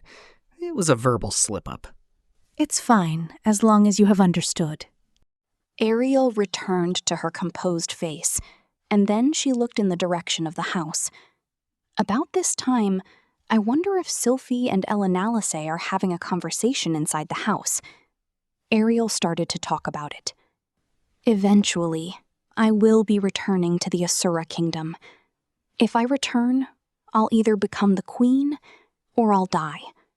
2 possibilities for one thing. The probability of it being the latter side are overwhelmingly high. The Asura Royal Palace might become a proper place to die in my regards. Can you not go about it without returning? If I were to run away, I wouldn't know for what sake I had lived up until now. If I don't at least fight until the end, I won't be able to face those who died believing in me. She says some pretty heroic things, but the princess has no color in her expression. It's a face that thinks the things she knows are natural, and a face that doesn't doubt them at all. In my regards, I think there's an even more different way to live as well, though. Sylphie is not my retainer. She's my friend. I don't want to take her along to that sort of place to die. However, Sylphie has the mind to follow along with the princess. But if it's a fight where she can't personally see any chance of winning, then that's a point to stop her. However, these past few years, Sylphie has always gone along together with the princess. They've shared the joys and sorrows together. It's not as if I can't understand the feelings of wanting to go together until the end as well. For example, if Rougierd intended to challenge Laplace to a fight, even while my legs are trembling, I'd follow along with that, I'm sure. Now, that example is a bit different, but the feelings of wanting to fight together for the sake of your friends are the same, I'm sure. It seems Sylphie still hasn't thought about it very deeply until now, though. Getting married, making an effort, and eventually having a child. If that becomes the case, then I'm sure she won't think to try to accompany me unreasonably. But if she doesn't think like that, if she tries to overdo it and follow along, I'd like for you to please properly stop her. I wonder about that. At that time, I wonder if I'll be able to stop Sylphie. I have the feeling it's impossible. Rather, I feel like I'd end up following along together and helping out as well. Towards the princess, I do have a debt for the time being. Even though I say that, if you don't intend to treat Sylphie preciously and will let Sylphie experience painful things, if she's going to feel that it were better to have died together with us, then we will take back Sylphie. I'm sure we can't win against you in power, but there are any number of methods. Please, earnestly prevent Sylphie from thinking it would be better to be together with us. I'll keep that in mind. That doesn't even need to be said. Well then, Rudeus-sama, I leave things with Sylphie in your care. After the princess said that, she turned heel and left. The two attendants lowered their heads towards me, and while Luke was going to pick up his sword, he did salutations with his eyes. The four disappeared, walking down the road of snow. Without waiting for Sylphie to come down. Part 4. After returning back inside the house, it was just about the time Elena-Lise and Sylphie were coming down the stairs. The area around Elena-Lise's eyes had swelled up, but it was a somewhat refreshed expression. Rudy, Ariel-sama is... Just now, she returned home. I see. Sorry about leaving that to you. Did Ariel-sama say anything? That she would leave things about Sylphie in my care. I wonder how I can speak about the duel. And just as I was thinking about it, Cliff blurted it out. Cliff grew more excited and triumphant. Luke suddenly challenged Rudeus to a duel. But, as expected of Rudeus, he finished the opponent off in a single hit with a counter. I wish I could have shown you two the appearance of that insufferable man holding his arm crouched on the ground. As expected of Cliff, he can't read the mood. It doesn't really matter, but it seems that Cliff doesn't like Luke very much, huh? Well, let's say that's fine. After hearing that, Sylphie lowered her eyebrows. Rudy, did you get into a fight with Luke? Rather than a fight, it was more like being challenged to a duel in the presence of Princess Ariel. I see. I'm sure Luke wanted to ascertain it as well. Huh? Rudy's strength. Until now, the one who has put their body forth protecting Ariel-sama and I was Luke, after all. If it's being said, then it's not like I don't understand. However, I really wonder if Luke was thinking such things like a hot-blooded man. I guess I shouldn't really arbitrarily decide something about a person based on preconceived notions. I guess it would mean that guy is a man as well. They have backbone after all. Boys do. Rather, even though my wife just heard that her husband was challenged to a duel, I wonder if she won't worry about me or something. For the time being, the opponent was using a real sword, though.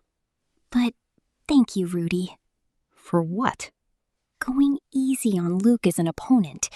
Since Luke is weak, if Rudy got serious against him, he'd die, right? Somehow it seems like she can't imagine me losing from the start. I'm not injured either. With Cliff's explanation, it seems she has no reason to worry. With this fixed, Luke is pitiable as well. To think Sylphie would assert him being weak. Well, this side went with that sort of feeling. Did you finish talking on your side? Yeah! Part 5. Well then, it seems that after all, Elena-Lise was Sylphie's grandmother. In other words, Rawls's mother. For she who was producing half-elves all over the place, with the combination of the curse and her original personality, the trouble never stopped. Elena-Lise's method of conducting herself seemed to have only gotten skillful in these past few decades. She's passed time without getting into any great trouble after that. However, before that, the source of evil still remains now. It's firmly rooted. Particularly, it seems that her time with the elves was terrible. Elena-Lise's children, just by learning that they're her children, it's only natural to avoid them. They've been persecuted without being treated like people. In the end, they were finally chased out of the village. It seems that happened numerous times. It seems that Elena-Lise being abused by her children or grandchildren in passing has already happened more than a few times. Therefore, when Ellen Elise gives birth to children, she never reveals her own name. She looks after them until they grow into adults that can look after themselves, and then cuts off all ties. It seems such things have continued like that. It seems she realized at a glance that Sylphie was her own grandchild or great-grandchild, but it seems making contact as little as possible was what she was thinking. In the end, after seeing Sylphie so happy getting married, she ended up being overcome with emotion and crying, though. It's a heavy story. It feels like tears will start flowing reflexively. However, since it was concluded in a way that she can be satisfied with, she finds it unnecessary to accept any lousy attempts to be consoled. After hearing that story, I was called over to the corner of the room by Cliff. Rudeus! What is it, Cliff Senpai? Senpai is already fine. Honorifics are fine as well. Starting today, please call me without honorifics as Cliff. No, do it. A senpai order, huh? I'll stop with poking fun. It's about Liza, though. Yeah. Honestly, Liza is different from the kind of person I was thinking. Oh. And? As expected, he's been disillusioned, huh? It's not as if I don't understand. The partner who you've always liked and thought about, putting aside children, they even had grandchildren after all. Furthermore, according to the story we've heard, it seems there's a possibility she has great-grandchildren. If it were me, then I'd receive some amount of shock. Even though I say that, after hearing that story just now, if he says, help me separate from her, as expected, even I will get angry. It's not like Alina Liza has deceived Cliff. Cliff misunderstood at his own convenience and started to like her. Feeling disillusioned after knowing the truth, that's a common story, but I would be disgusted. Although, I won't try to stop him. I would completely cut off ties with such trash and tell Ellen Elise it's fine for her to start living in this house today. In that case, depending on Sylphie's approval, it might end up with a pseudo-parent and child bowl. No, I won't be with anyone except Sylphie. No, but indirectly, you could say it's for Sylphie's sake after all. Lies is a more pitiful person than I imagined. I absolutely want to fix the curse for her. Since I'm a genius, I think I'll eventually fix it, but in order to raise the certainty as well, will you please lend me your help? Who is the trashy sleazebag? It's me. I'm sorry. After hearing that story, you won't be disillusioned or anything, will you? Disillusioned? There's no way I could think that. What are you saying? It was a single line, without hesitation. But the person you like has slept around with a variety of partners, and putting aside children, she even has grandchildren, you know? That's awesome. I'm a Melise believer. Regardless of my partner's circumstances and how different it is from my ideal, I have a responsibility to make the lone woman who said she loved me happy. He said it. My body's trembling. Dangerous. I might have been looking down on Cliff a bit. After this, I wonder if it would be better to call him Cliff-san. I understand. If it's something that I can do, I'll help with anything. Yeah, it's reliable knowing that I can borrow your power.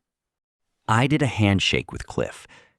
Cliff's small hand shook it with a powerful grip. Rather, stop it with the honorifics. You and I are friends, right? No way. What was sprouting within my chest was respect towards Cliff. Even if it may be my poor ability, I'll become his power. Part 6. Finally, Alan Elise and Cliff left. It became just Sylphie and I alone. The two of us were putting in order the room left untidy by our guests. Even though I say it was left untidy, they are a group that fundamentally knows manners. It's at most to the degree of wiping something that spilled on the floor up. There was a bit of food left over, but it's better than not having enough, right?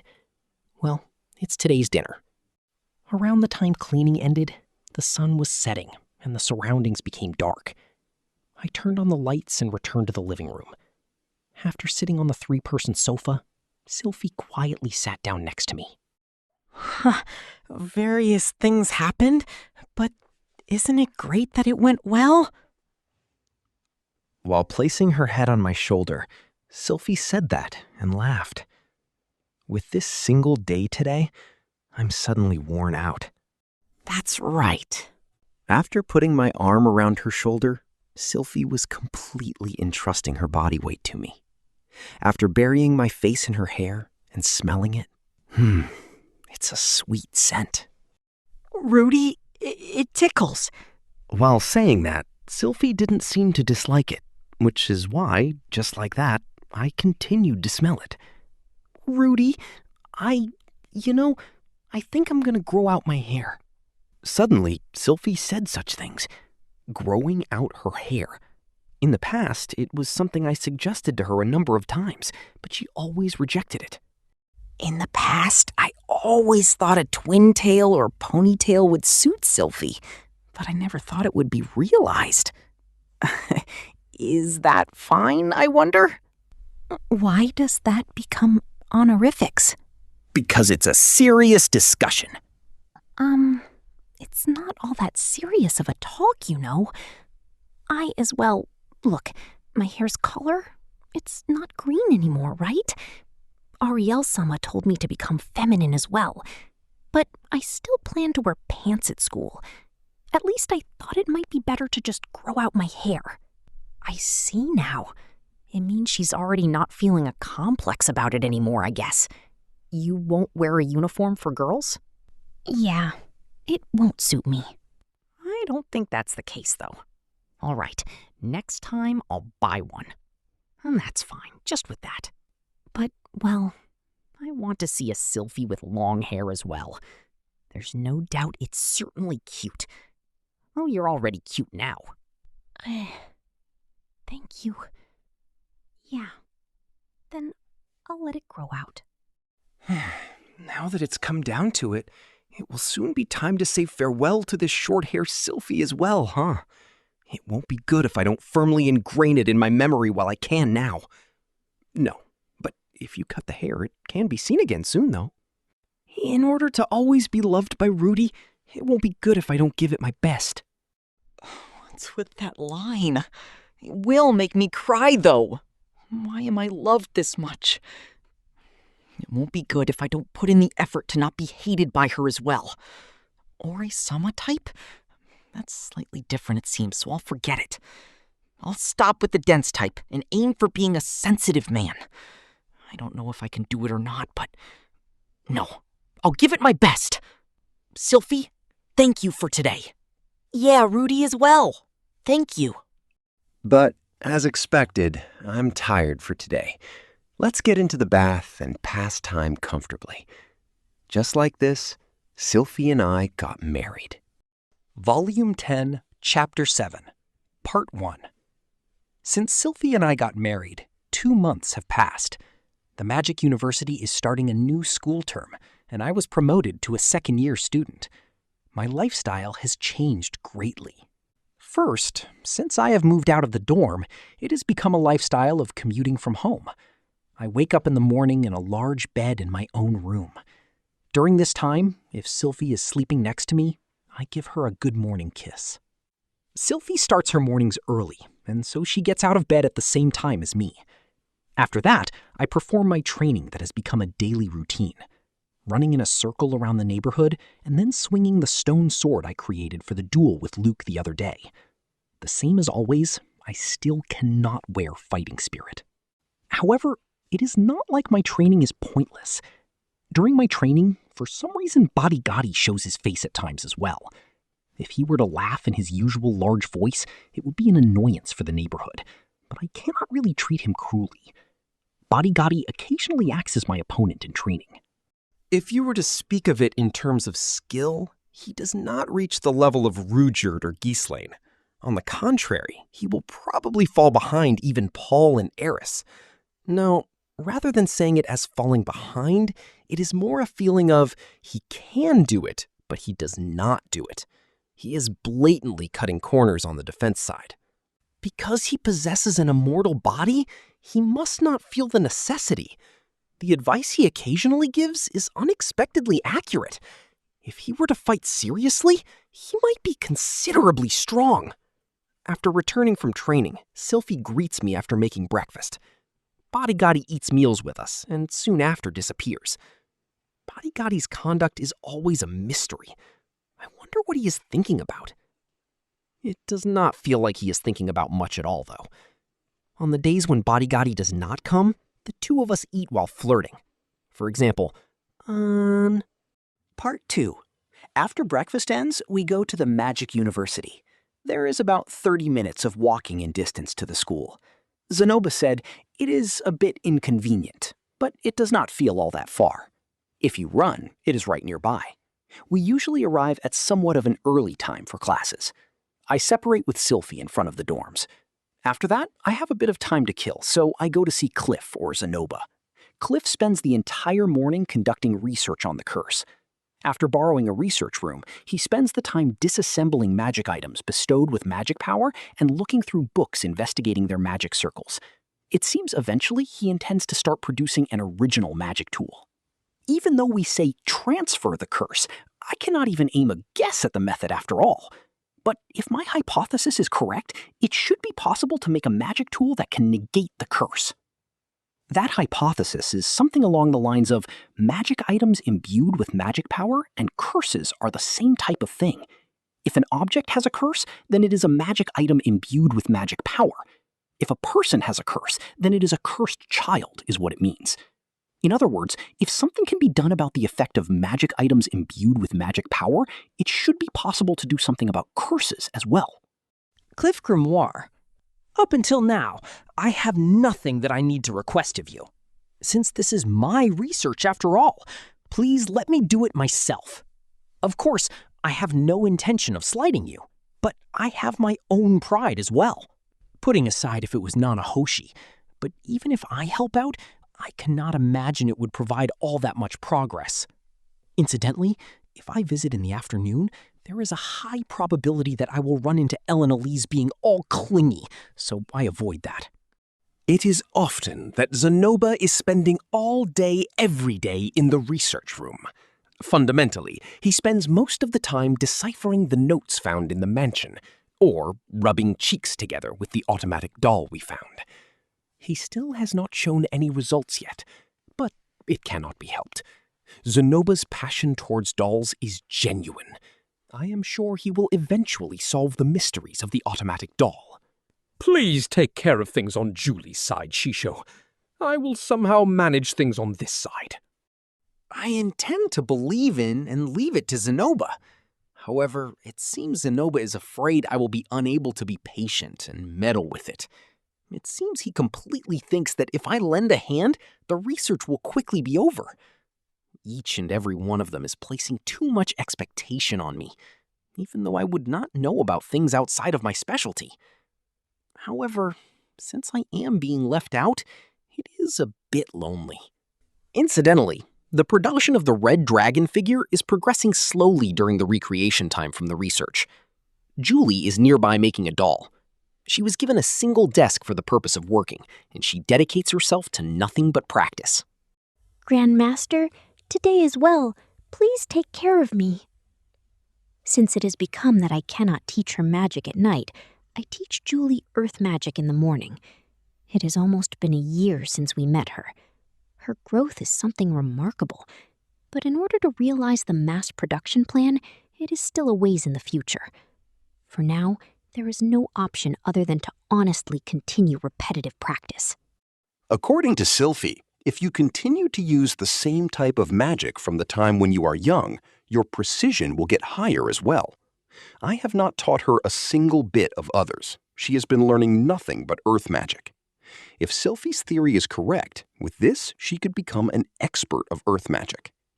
I am sure it would be fine to wait until she grows a bit more before moving on to the next stage. There is no need to hurry. Part 3. At noon, I go to the dining hall. There was the idea to make obento as well, but various things happened and it was abandoned. The edge of the first floor of the dining hall has become our exclusive seating. Even though I say us, fundamentally it is just Zenoba, Julie, and I. Then occasionally, Bodigadi, Cliff, Elenales, Rinia, and Persina are added on. Also, every day Luke or Sylphie show their faces. It is not like they eat together with us, but they exchange a couple of words with us and then return. It is supposedly a ploy intended to show that Ariel and I have this sort of connection. Luke does not particularly talk about anything, but recently I have somewhat started flirting with the Fit Senpai who has become more womanlike with her hair growing out. Even though I say that, since it seems there are still plenty of people who think she is a man, when they see us, there are guys who look at us with weird expressions as well. During the time when Sylphie is Fitz, it seems she does not want to be very clingy in public. Once I tried caressing her butt and she made this horribly saddened face towards me. She did not get angry or glare at me, she just made a really sad face. It seems she really wants me to avoid doing perverted things at times when people are looking on. Naturally, I guess. Even though Sylphie is not the type to mind public notice very much, it would be unpleasant for your own husband to be thought of as a monkey that gets sexually excited everywhere. At least in front of her, I want to appear attractive. After lunch, I proceed to classes. Same as always, it is advanced healing magic and intermediate detoxification magic classes. Persena, sitting in the seat next to me, continues to do nothing but memorize, mutually cast healing magic on each other, or eat meat. On the days without lessons, I teach Rinia attack magic. Rinia, the boss's body touching has stopped, nya. The two cannot hide their surprise over how I can maintain my reason. Since I decided to protect Sylphie's honor, other women are no touch. Occasionally, Persina comes out with Ufun Nano, but I feel like she is making a fool of me, so I just ignore it. Since Rinia is indifferent about various things, occasionally her panties are completely visible, but I try not to look at that as much as possible as well. Just the depth of my study since the time I was born continues to turn.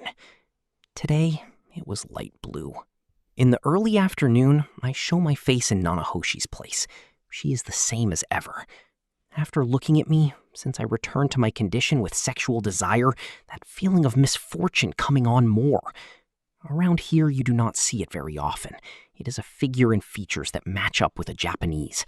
Since I got into this body as well, there were some changes to my preferred taste, so I will not say it is all that great though. However, certainly I can feel the nostalgia.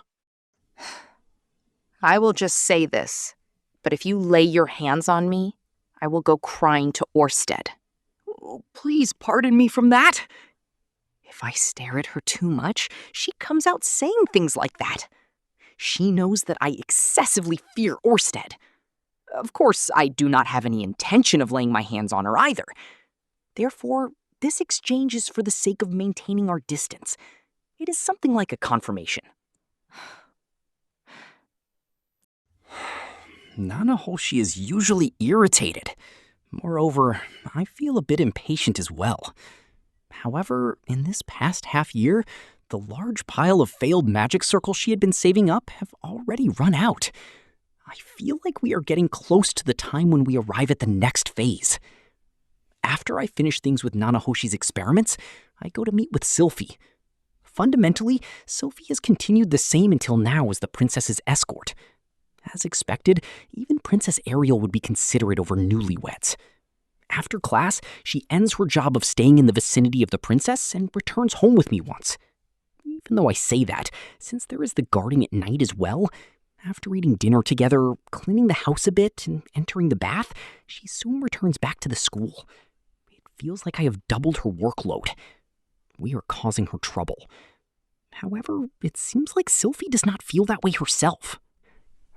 Somehow, having a house makes me feel relieved.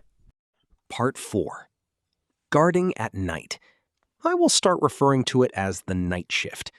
Sylphie's night shift is 2 out of every 3 days.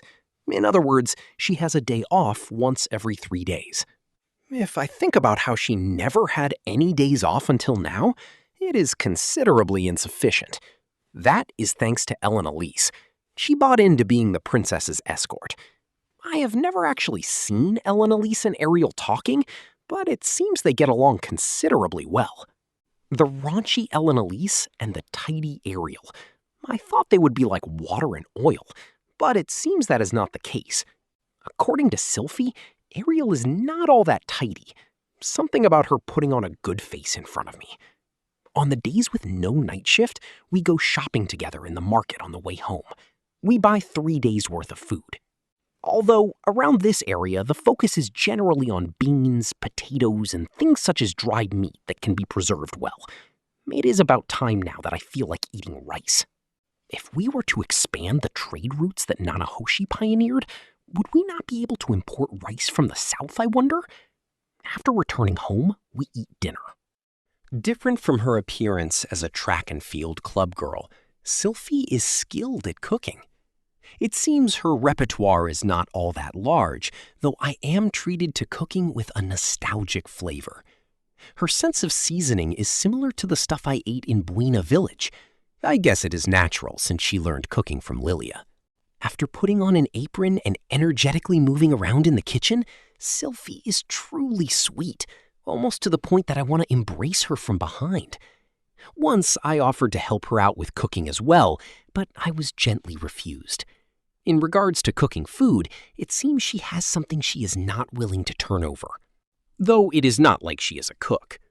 Eventually, I would like to try proposing something nude apron-like, but for some reason I cannot shake the feeling that it would just be refused. When it comes time for dinner, occasionally visitors stop by. Even though I call them visitors, fundamentally they are a certain 10 people who are invited to this house. Cliff and Elise visit frequently. I do not know if Sonoba is showing restraint, but he does not come very often. Nunoshi comes at a rate of about once per month and uses the bath. It seems she really wants to come more often, but it seems she is showing restraint. I will just say it to prevent misunderstandings, but I have never tried peeking in on Nunonoshi in the bath. I do not know if Nunonoshi is being cautious about that area as well, but she only ever seems to come by at the times when Sylphie is around. Part 5. Now, dinner has ended, and our visitors have left. The two of us are alone. It is the beginning of a sweet time.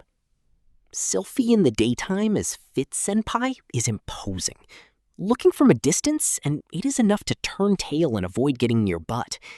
But she comes desiring attractiveness and integrity from me. In contrast, the Sylphie at night is dare, moreover submissive. She will listen to whatever I tell to her.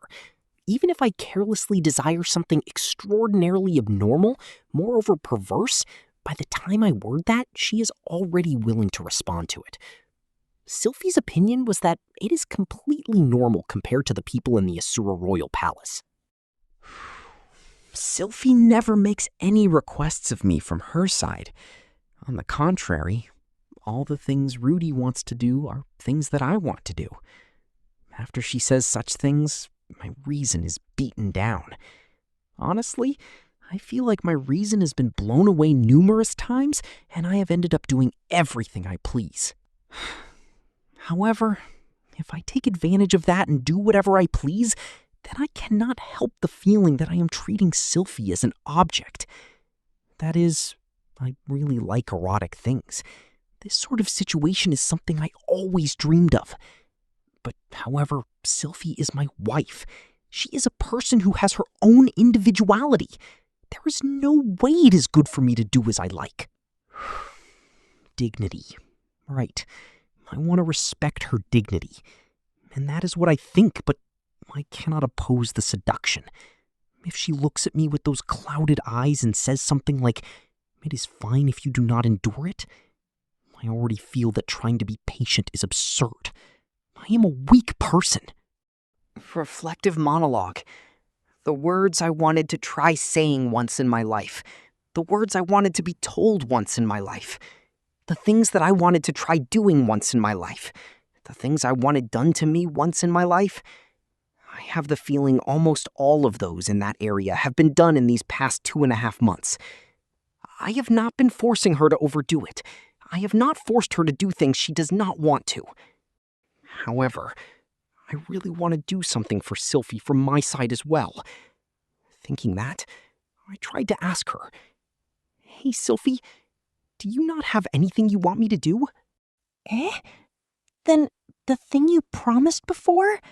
Do you remember? I am very sorry. I do not remember. I honestly apologized. Sylphie raised my head in a fluster and forgave me, saying, "It was something from a year ago. It cannot be helped." I might be no good in places such as this. Look, Rudy used it, did you not? Ranma, magic disturber. I want you to teach me that. That is a simple order. I will teach you to the best of my ability. Since that is the case, it became that after dinner we would teach each other magic, particularly teaching each other. For the time being, I have learned and can use up to advanced healing magic. Rudy, you are taking healing magic lessons, right? I will teach you. I was teaching Sylphie Ranma, and Sylphie was teaching me chantless healing magic. It was that sort of schema. If it is this, then there is no meaning to it. But just teaching her, it seems she feels thankful. I wonder if Sylphie is the type to devote herself. I wonder if I am the type who cannot feel comfortable without doing something in return. I wonder if I am the type who feels sorry towards the other side unless they let me do something for them. However, chantless healing magic is something that I was not able to do until now. I decided to gratefully accept her teaching me. Well, I am sure it will be fine if I watch over Sylphie's situation again and then propose something. Well then, if you understand the theory, you can quickly use chantless healing magic. There was a period when I thought that as well. I do not feel it is any different from other chantless magics, though. I could not use chantless healing magic. Even after I heard the theory from Sylphie and tried to put into practice as well, I still could not do it. Sylphie, could it be when you are receiving the technique, you cannot understand the sensation of it? Now that it has come to it, I finally hear it. It is something I realized after it was pointed out, but nothing can be done about the fact that I cannot feel even a part of the flow of magic power in regards to healing magic. Healing magic is when you touch the other side's body and then send a flow of your own magic power inside. The magic power you send causes a change in the other side's magic power and fixes the wounds. In other words, it is a feeling of using your own magic power to intervene with a target's magic power to heal their wounds. I am on the side that has no sense for intervening. If I were to say it, if you touch the palm of your left hand with the index finger on your hand, it is the same sensation that you cannot feel things from the side of the index finger. I understand that attack magic has a flow similar to the feeling of flowing blood, but it sure is mysterious. It is not limited to just healing magic, but all of the so-called support type, buff and debuff type magics, I cannot use chantlessly. I wonder if this is the same as fighting spirit, something that all but reincarnated individuals can use. Although it could simply be that my weak type is healing magic, we could just say that is the case. Somehow, I am a bit relieved. There are things Rudy cannot do after all as well. While Sylphie saying that, a shy smile floated to the surface. To be surpassed in a single field is a bit mortifying, but if there was nothing she could win in, thinking like that, I feel sorry for Sylphie as well. This is fine. Despite my worthlessness, Sylphie somehow or other managed to understand Ranma Magic Disturber. It seems it will still take some time before she can use it, but I am sure eventually she will be able to use it in actual combat. Sylphie is excellent as a student. Eris, Ghislaine, Zenoba, Julie, Rinia, and a variety of others I have taught magic to. But I feel that Sylphie's growth rate was the fastest of them all. She might be a variety of genius as well. But somehow it is unfair, right? If you have this used on you, magicians will not be able to do anything. Well, technically it is a technique one of the 7 world powers used after all. Huh? Is that how it is? Rudy, you have an acquaintance among the 7 world powers? No. They are not really mine, but Nanahoshi's acquaintance.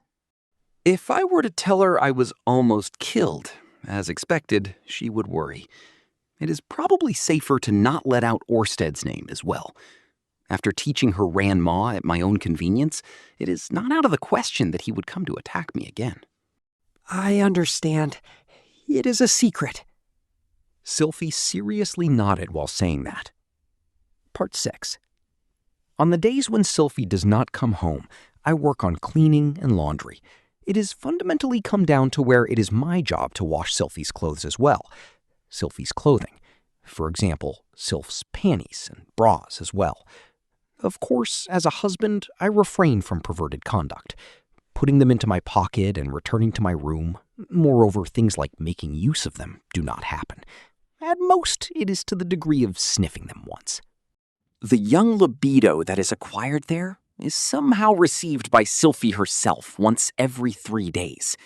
The cleaning, for the time being, it is somewhat done, but if Sylphie were to say, then it seems it is crude.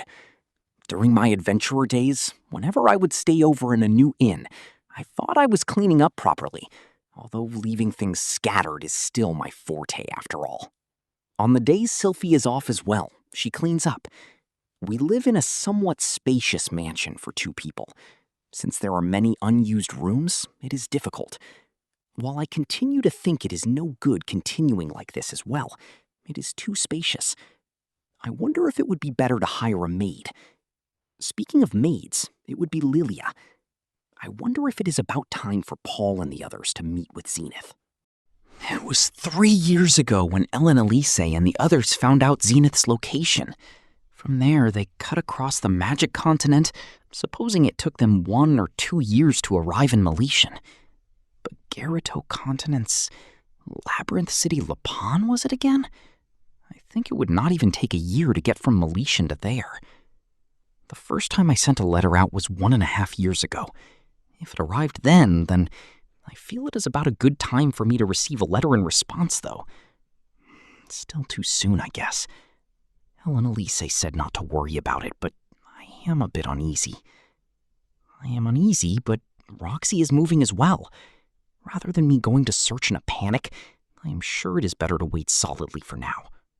After giving it some thought, since Buena Village has disappeared, Paul and the others have lost their house as well. It is fine if they intend to live in Meletian as well, but if they intend to come over here, then it might be good to live together in this house as well. As an ex-NEET, thinking of supporting my parents, it is somehow emotionally moving. Though it would be hard to give up this love nest reserved just for Sylphie and myself. Thank you so much for listening. Creating these audiobooks takes a lot of time and effort, so if you enjoyed this journey, please consider subscribing to support the channel. Only a small percentage of our listeners are subscribed, and your support makes a huge difference. If you want to hear more light novels, let me know in the comments below. See you in the next chapter.